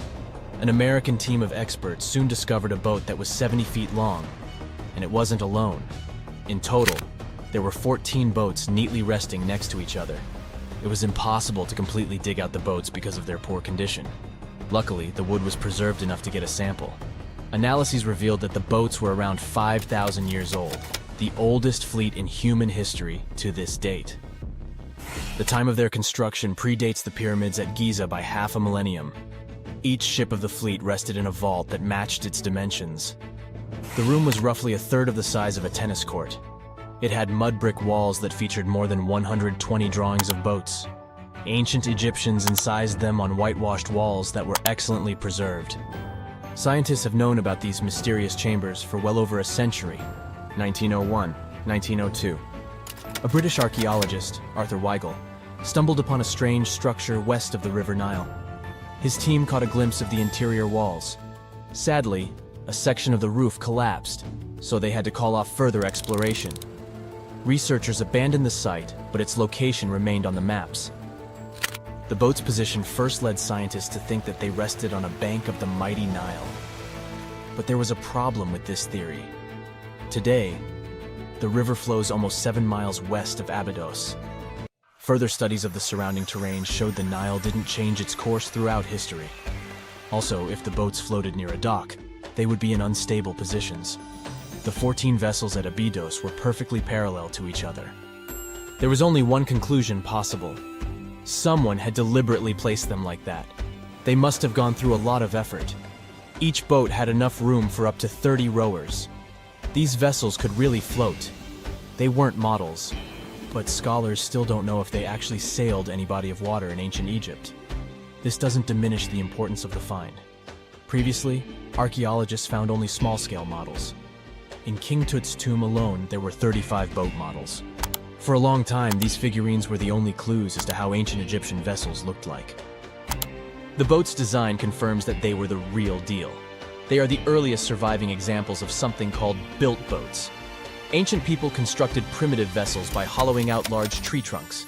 The alternative was reed that was tied together to form a raft. The boats at Abydos had planks tied together. This was a major breakthrough in shipbuilding. During their lifetime, the boats must have seemed impressive. Timber was a valuable commodity at the time. There was no wood in the desert. Cedar had to be imported from Lebanon. The only person who could afford such luxury was the pharaoh. Studying the area around the ancient fleet provided more answers. Scientists discovered a mud brick structure where Egyptians worshipped the pharaoh. Its approximate date of construction matches that of the wooden boats. The same bricks out of which this building was made were used to encase the fleet. At the time of their construction, the rooms they were stored in had a ceiling. That's the section that archaeologists stumbled upon in the early 20th century. Just like mummies and coffins, these marvelous ships rested inside splendid vaults. The exterior of these rooms was also impressive. The outer walls originally had a plaster of white limestone. It reflected sunlight. In the desert sun, the structure housing the boats must have shone from miles away. Ancient Egyptian builders used the same technique to cover the pyramids 500 years later. Today, their surface looks jagged, but it wasn't always like this. When they were constructed, the pyramids had a top layer of fine white limestone.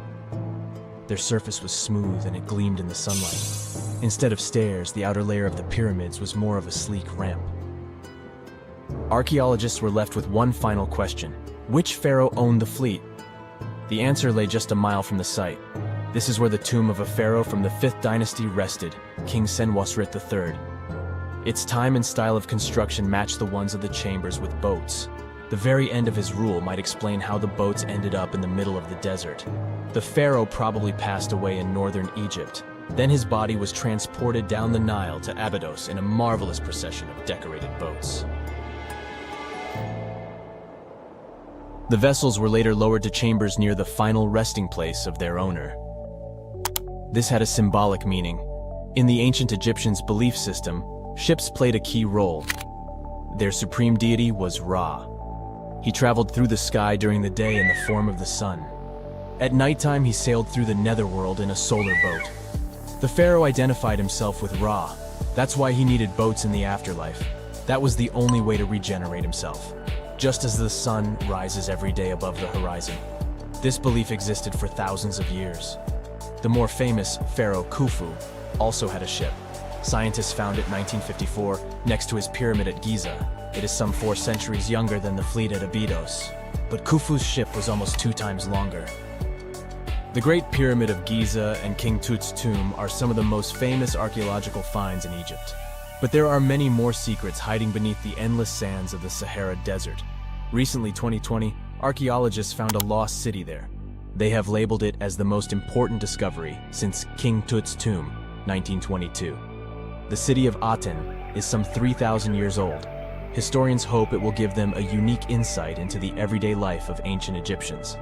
The famous archaeologist and Egyptologist Zahi Hawass proclaimed the site a lost golden city. Aten sits some 300 miles south of Egypt's capital, Cairo. It is close to the famous Valley of the Kings. Archaeologists first found sections of mud brick walls that spread out in all directions. They discovered complete rooms with tools of everyday life inside. The research team unearthed a bakery, a residential neighborhood, and an administrative district. They all date back to the time when the Egyptian civilization was the wealthiest in its long history. They were also the first to make objects from iron. In 1911, scientists found a set of iron beads near a village in Lower Egypt, El Gurza. These are the earliest known iron artifacts. The discovery is literally out of this world. Ancient people made them by beating into shape a piece of a meteorite. The 9 beads were once part of an ornate necklace. They are now blackened and corroded, which is perfectly normal for a piece of jewelry that is over 5,000 years old. They consist of an iron-nickel alloy. Researchers were impressed by the skill of ancient jewelers who processed the beads. Their craftsmanship is more impressive when you think that they didn't know the stellar origins of the material. The Great Pyramid of Giza also has a remarkable feature. An international research group investigated the electromagnetic response of the structure to radio waves. They found that the pyramid has the ability to concentrate electromagnetic energy inside it. This occurred inside its chambers as well as under the pyramid's base. It contains an underground, unfinished chamber. It seems that the electromagnetic response is connected with the properties of limestone. the Great Pyramid's main building material. The research results might have a practical application. The way solar cells and nanosensors function